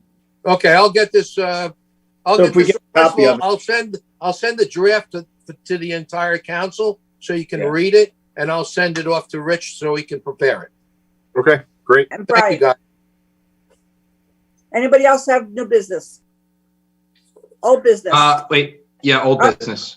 Old business. We're not new business, old business. Yeah. Okay. Sorry, I jumped the gun. Sorry. No. Usually there's a delay on Zoom. We're on old business. Old business, yes. Right. So I wanted to talk about the hockey team that here in Oakland that won the junior division championship, our Braves roller hockey team, and honoring and recognizing them, which I would hope we could do when we have an in-person meeting. I'm trying to wrap my head around how do we do this virtually, and I just don't know if it does justice for this incredible accomplishment since they're the first team to have won this from Oakland. Councilman, how many members are on the team? I'm going to get I'll work out the details, but I just wanted to see, because we just had this conversation about in person, that if we were to honor them, which we should, and we should do it in a timely manner, we would do it in person at hopefully our first meeting. And since it connects, I wanted to put that out on the table. Well, that's why I asked you, when you add up the team members. Yeah, I don't know, because if parents parents would maybe want to come. I don't know. Senior center with windows open and spread out. So talk to Mike to find out how many team members there are. Maybe can you limit to one parent per depending? I mean, we could always, if we had to, if we're going to honor real quick, maybe we just go outside of the parking lot. They're out there, or go out to the field. We could meet outside of the parking lot. And we'll just do it and let them be recognized properly by the council and everything, and they can still record it on YouTube and, give the kids their day. Yeah. Could we meet at the rec field, at the outside the Danny D'Elia building where they do, what do they do? I was just thinking, like, right before, if we were at the senior center or Borough Hall, we could do it maybe out, like Council President Kamal just said, that we could just do it outside, have it recorded, and then go in and have our meeting. But you know what, Grant? We've had ceremonies in the back of the Danny D'Elia building for, what's the award the rec gives? Most valuable player, Joe. No. Joe Hall of Fame. Hall of Fame. Which is that is June 5th. We've had Hall of Fame ceremonies outside in the back of the Danny D'Elia building. We've set up chairs. Maybe we could do it there. Well, the Hall of Fame is on June 5th at 9 a.m. there. So I don't think That's that would. Saturday? June 5th. Thursday. Yeah, Saturday. Yeah, I don't know if doing it there would be right, but. No, not at the same time. But Okay. that's the location that we've done it. Location, yeah. Saying. Okay. Well, just wanted to bring that up again since we're. Talk to Mike, the logistics of having it outside or inside, and get the numbers of the team, et cetera, the coaches, because you're going to want the coaches. Right. We'll talk. Yep. Okay. Excellent. Yeah. Excellent idea. Sounds good. Well, It Okay. is Saturday, June 5th. I got some old business there. Yes. As we stated at our last emergency meeting, I'd like the borough engineer or Mr. Coons to give an update on what's going on with the Patriots Way Bridge. He's going to give it tonight. I'm told that he has he's prepared to give a report with Councilman Bialy. Okay. Anybody else? Okay. Yes, I have. On the, I just want to clarify in my mind, when Mr. Yukimic gave us his report on Monhegan Avenue, The parking? yeah, that we decided we would not widen the road, that we felt, or that Mr. Yukimic felt, or we agreed that there's sufficient parking on side roads without, because one of the questions were, when they have company, what would they do? But there are side streets adjacent to Monhegan that people can park and then walk around the block to the house. So I just Yeah. want to make sure we agreed. Is that correct, that we agreed we would not widen the road? That That was is my- correct. Yeah. But I thought I heard, I'm probably wrong, because no one else seems to agree, or maybe they do, that we're from Manitou forward to Algonquin, where the sidewalks start, that there was sufficient room for some parking because the road is wider there. No. I thought that was an option. No, Mr. Yukimic, can you clarify that in case Like I said, I don't know why I'm thinking that.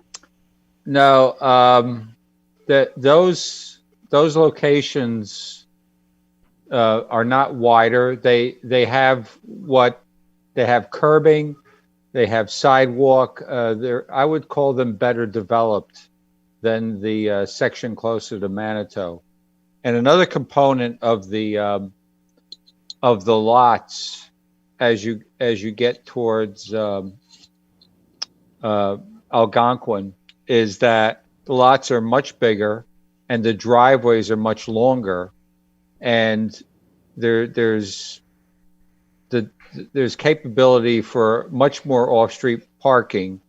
And if you do have parties and you have people visiting you, I checked the parking restrictions in the code, and there's only one cross street, and I think it's Pawnee that has restrictions, but Manitou does not have restrictions, and none of the other cross streets. So to the council, Oneida, some have Oneida, Manitou. Oneida, I didn't go. That wasn't part of the study. What about Chickasaw? Chickasaw does not have any restrictions. So Pawnee was the only one that came up with restrictions because it was narrower. Mhm. So there's the ability that if somebody were to have guests, that they would just simply, have to walk. Okay. I hope that answers your question, Councilman. Thank you. Okay. Just wanted to I make sure. said I don't know why I thought I heard it, but I was wrong. I admit I'm wrong. Thank you. Okay, Council Committee, who wants to go first? I'll go We'll start first. on top. We'll start on top with John. We'll go on top, then the second row, then the third row. You starting with me? John Bialy, Thank you, ma'am. you got the square. I feel like, what was that Hollywood Squares? Well, I'll be Paul Lynn. Here we go. The DPW water and sewer report. The water department employees have been working on the many tasks associated with the NJDEP Water Quality Accountability Act.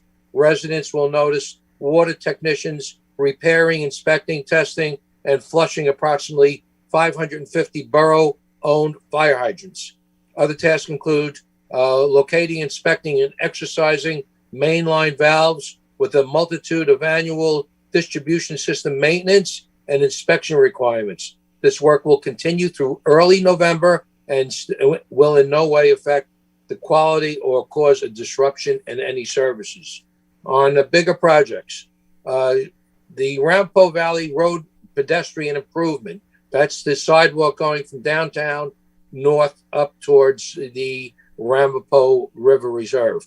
Notice and plans were delivered to property owners where easement acquisitions are required on 4/28/21. That's April 28th, 21.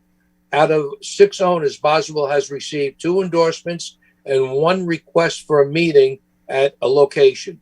Boswell met with the people at that location and who has requested changes to the construction plans, which Boswell will be able to accommodate.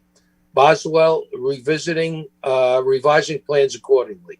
All other easement documents, except for that one, may be forwarded to the affected owners by the borough attorney, except for that one required change order. Skyview Highbrook sewer lining. Bids from contractors are due at 10:45 a.m. on the 18th of June 21. A mandatory May 18th of 21. A mandatory pre-bid conference with potential bidders was held on May 6, 2021 at Tuscarora and Geronimo Way. 4 potential bidders have picked up plans and specs, and 4 attended the mandatory pre-bid meeting on May the 6th. Patriots Way Bridge superstructure replacement. The NJDEP permit has been issued and is in hand. Bergen County Soil Conservation District certification application is being prepared and expected to be applied for within the next 2 weeks. Revised construction cost estimates to be prepared the last week of May of 2021 for distribution on or about June 1st, 21 to the borough. Final specifications being prepared by Boswell. The decommissioning of 3 sanitary sewer treatment plants. Boswell is scheduled to reply to all comments on the plans and specs to the IBank by the 18th of May, 21. The governing body will be considering or has considered resolution 21-189 for Boswell that was done today to perform construction administration and inspection services per our proposal dated May 7th, 21, which has been prepared in accordance with requirements by the IBank. And I must tell you, it's a big number, but they're required by the IBank where we're getting that favorable interest loan, low interest loan, required to have somebody there 8 hours a day all through the construction process. So it is a labor-intensive project. Decommissioning of the digital sign, message sign. After much hand-holding with their contractor, Allied, their shop drawings were finally accepted by Boswell, and their engineer is now designing the footing and submitting for our information and cursory review. We requested a delivery date for the sign and an updated schedule from the contractor on the 11th of May and are awaiting a response. And everyone heard that we have a proposal from Connolly and Hickey on the new historic building to replace the stream house, and it came in at a very reasonable number. That is for digital copies and design submission, schematic drawings, and use recommendations and cost estimates for $8,200. So that'll give us the opportunity to take the next step in building the new stream house replacement building. I believe that's all I have, Mayor. Thank you so much. Thank you. Councilman Telemini, you're next on top. Okay. Just public events, just so everyone knows that they're looking towards getting the carnival going forward. There's going to be a meeting on May 20th, I think it is, between Thursday night, next Thursday. Yes. between all of the, most of the key players in the carnival, so we can get an idea if we can move forward. Right now, we've discussed not having fireworks this year because it would allow us to have a larger footprint for the whole carnival, and that would make it easier for everyone to stay within the 6 feet and do things like that. So probably no fireworks at the carnival this year. It's still tentative, but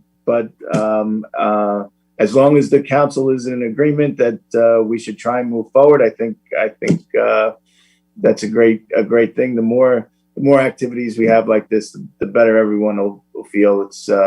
It's time to have some fun and enjoy Oakland.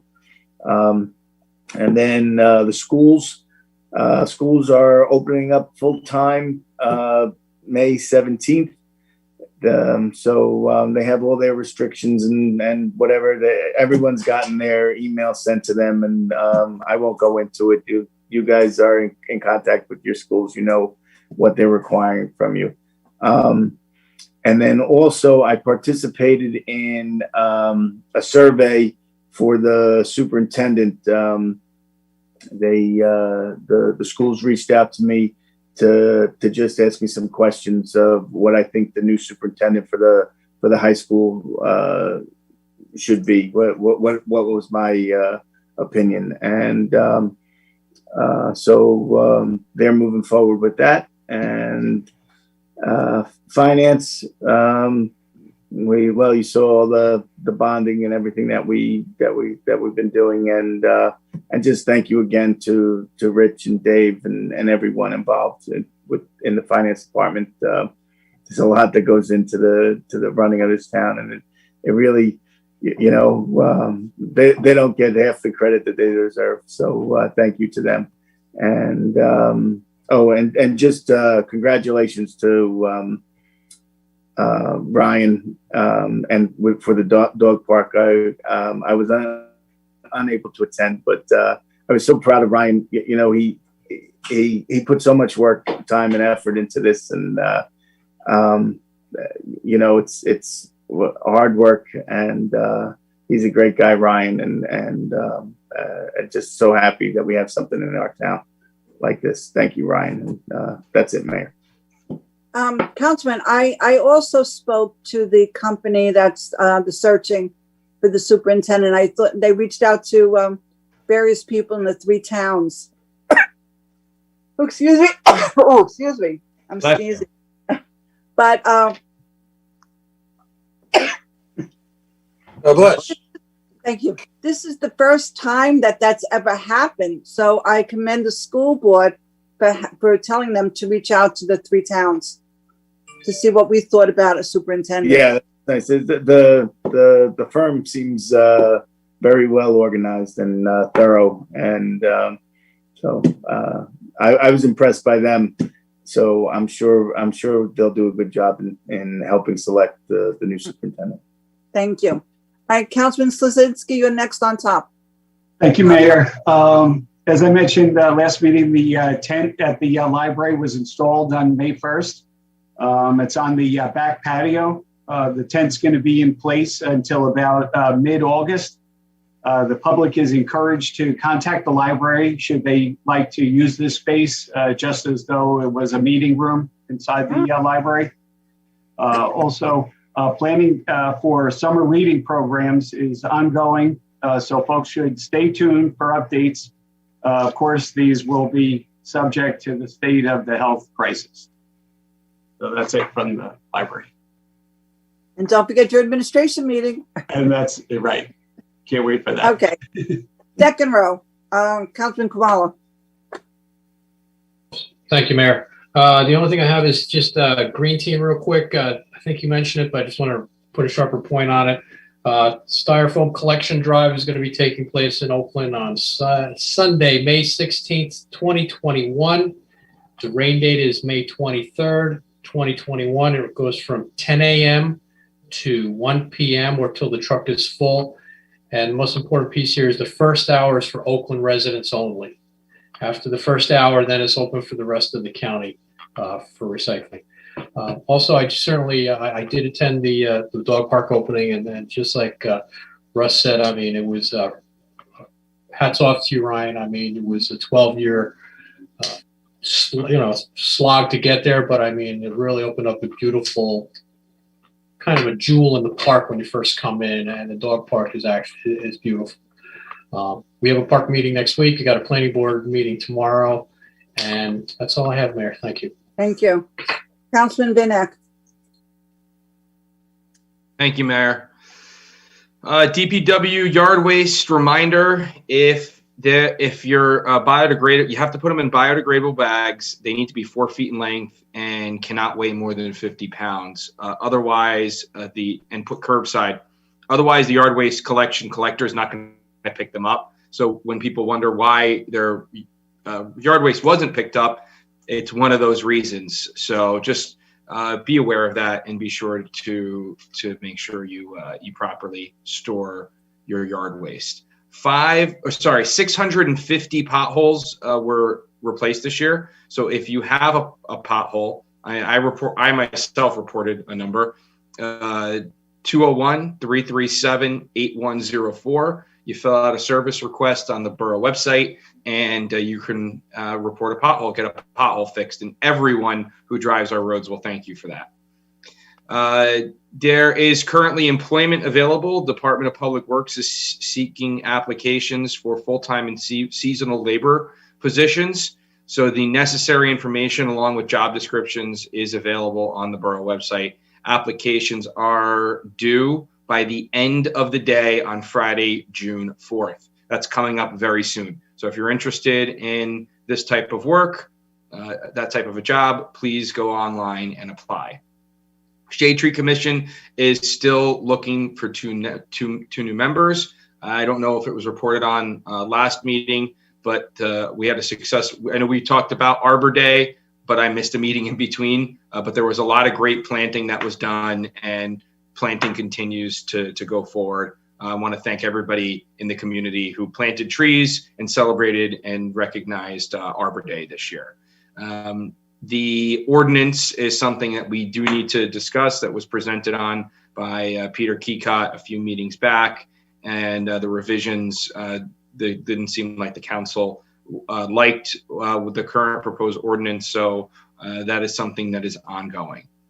The Recreation Commission, I mentioned earlier, for sure, I double checked, it is Saturday, June 5th, 9 a.m. Outside at the Rec Complex. This is the Hall of Fame ceremony. So please mark your calendars. It'll be a wonderful, wonderful morning. And so are they not doing with the baseball teams? They're not doing that. No baseball parade this year, no. That's what it was a parade. Oh, right? baseball parade, no. Okay. Volleyball, soccer, football, cheer, and all the summer sports and camps are holding registration. OaklandRec.org, that's OaklandRec.org for the info. Don't sign up late, because if you do, it's a $30 late fee and you might get put on a waiting list. If you register on time, you're guaranteed a spot. OaklandRec.org, don't be late. OCC report, great television committee who go out and film. We've had to have a lot of events lately, the community garden, dog park ceremony. It's all going to be online for people who can't attend. And they just do a great job recording things like the garden opening and the dog park opening. I want to congratulate the commission.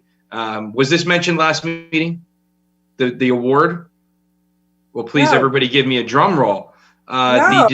Yes, the Communication Commission has won 3 distinction. That's right, 3 distinction awards in the annual Communicator Awards. The 5th episode of This Week in Oakland, that was the program we put on during the pandemic, which was a great morale boost for the town. So the 5th episode was produced last year, won an award under the Government Relations Film/Video/Television Video Information Film low budget film category and low budget film category. So those categories that we won, we got a special so there's certificates and awards that you can get for this, and it's just a really nice distinction because there was so much work put in by so many people. So congratulations to everyone involved. I actually did an interview with our planning board chairman for that episode. So it was pretty neat personally to say I was actually on the 5th episode myself. I'm surprised that's why, that's not why we won, but it's just a lot of fun, and it makes everyone who was involved feel really good that they were part of something special to be recognized like that for such a quality program.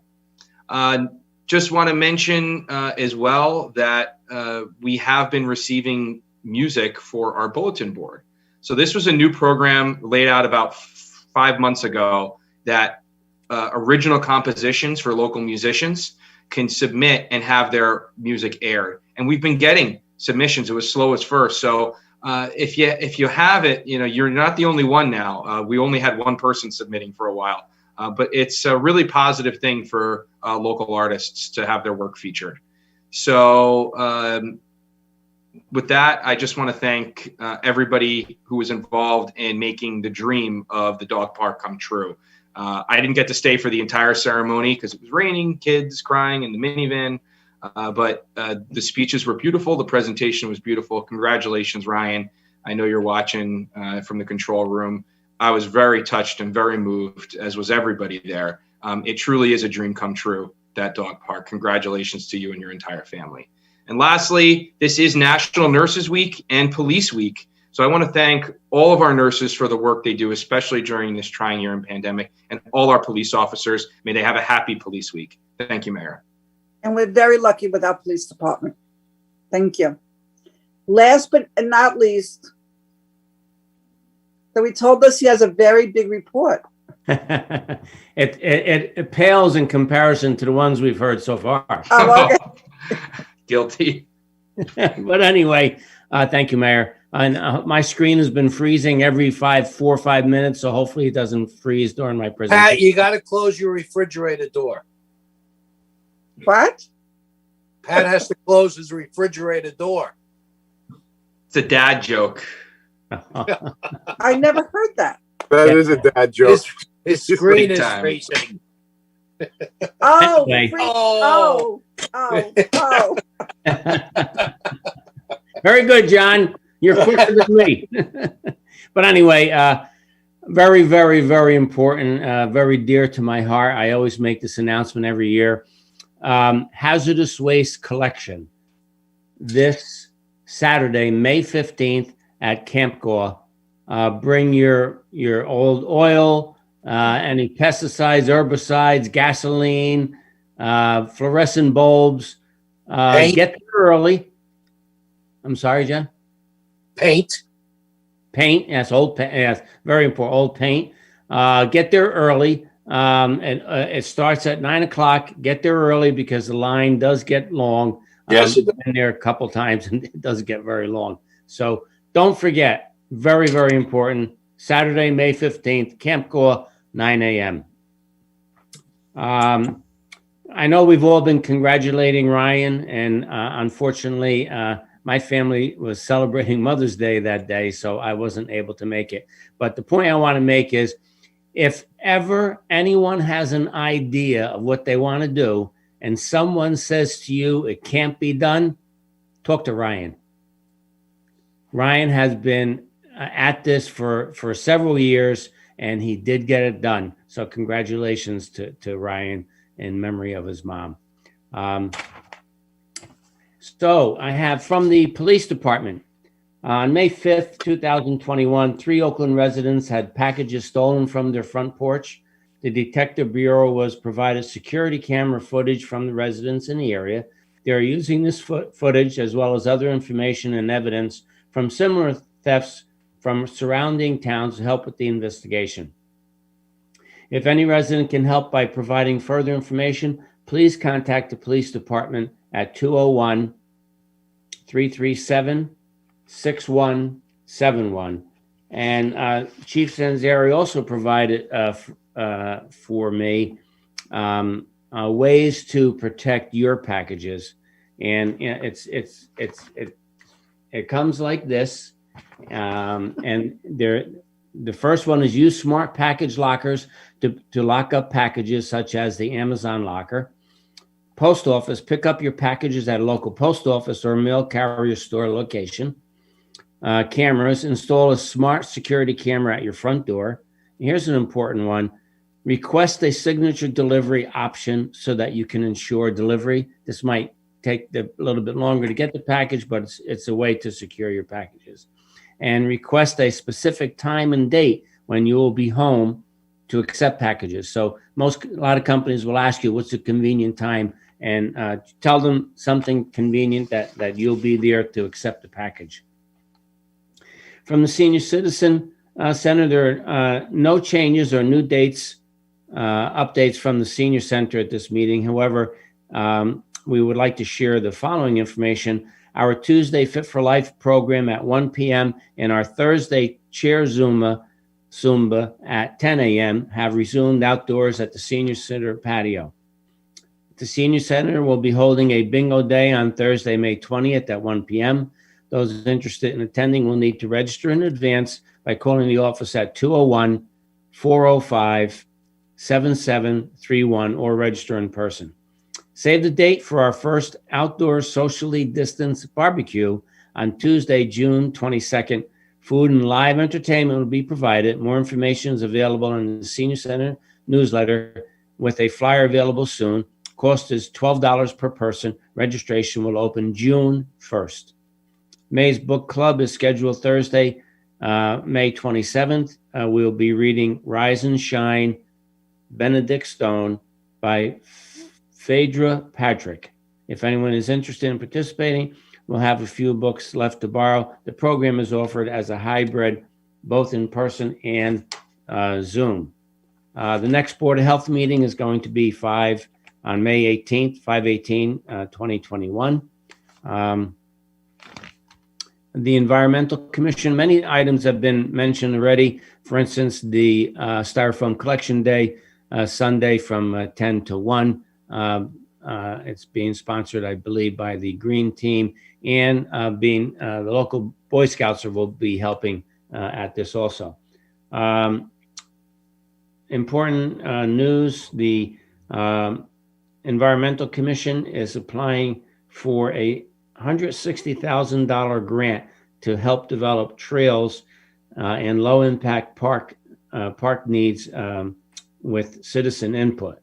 Very important, and hopefully we can get that. We're also applied for a GIS mapping system.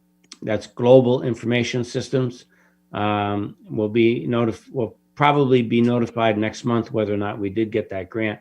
And what that's going to do is map out all the trails in Oakland and also help us with our resource inventory, which will be updated. And hopefully I didn't forget anything, because I think a lot of things were discussed. There's also going to be a film Wall-E at the Wyckoff Library on June the 19th. And I think that's it. Yes, Mayor. Thank you very much. Thank you. All right. Motion's open to the public. So moved. Second. All in favor?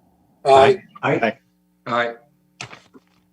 Okay, if you wish to provide public comment, please click the raise your hand icon.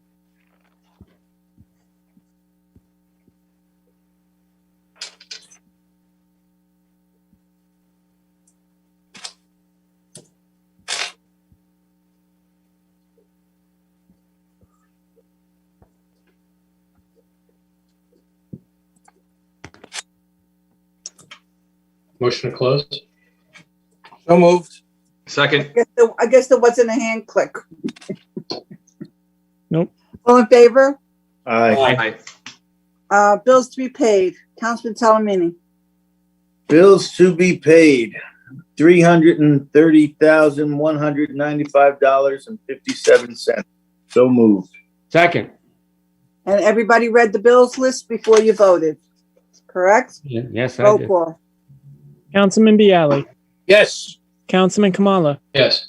Councilman Pignatelli, Yes. Councilman Slasinski, Yes.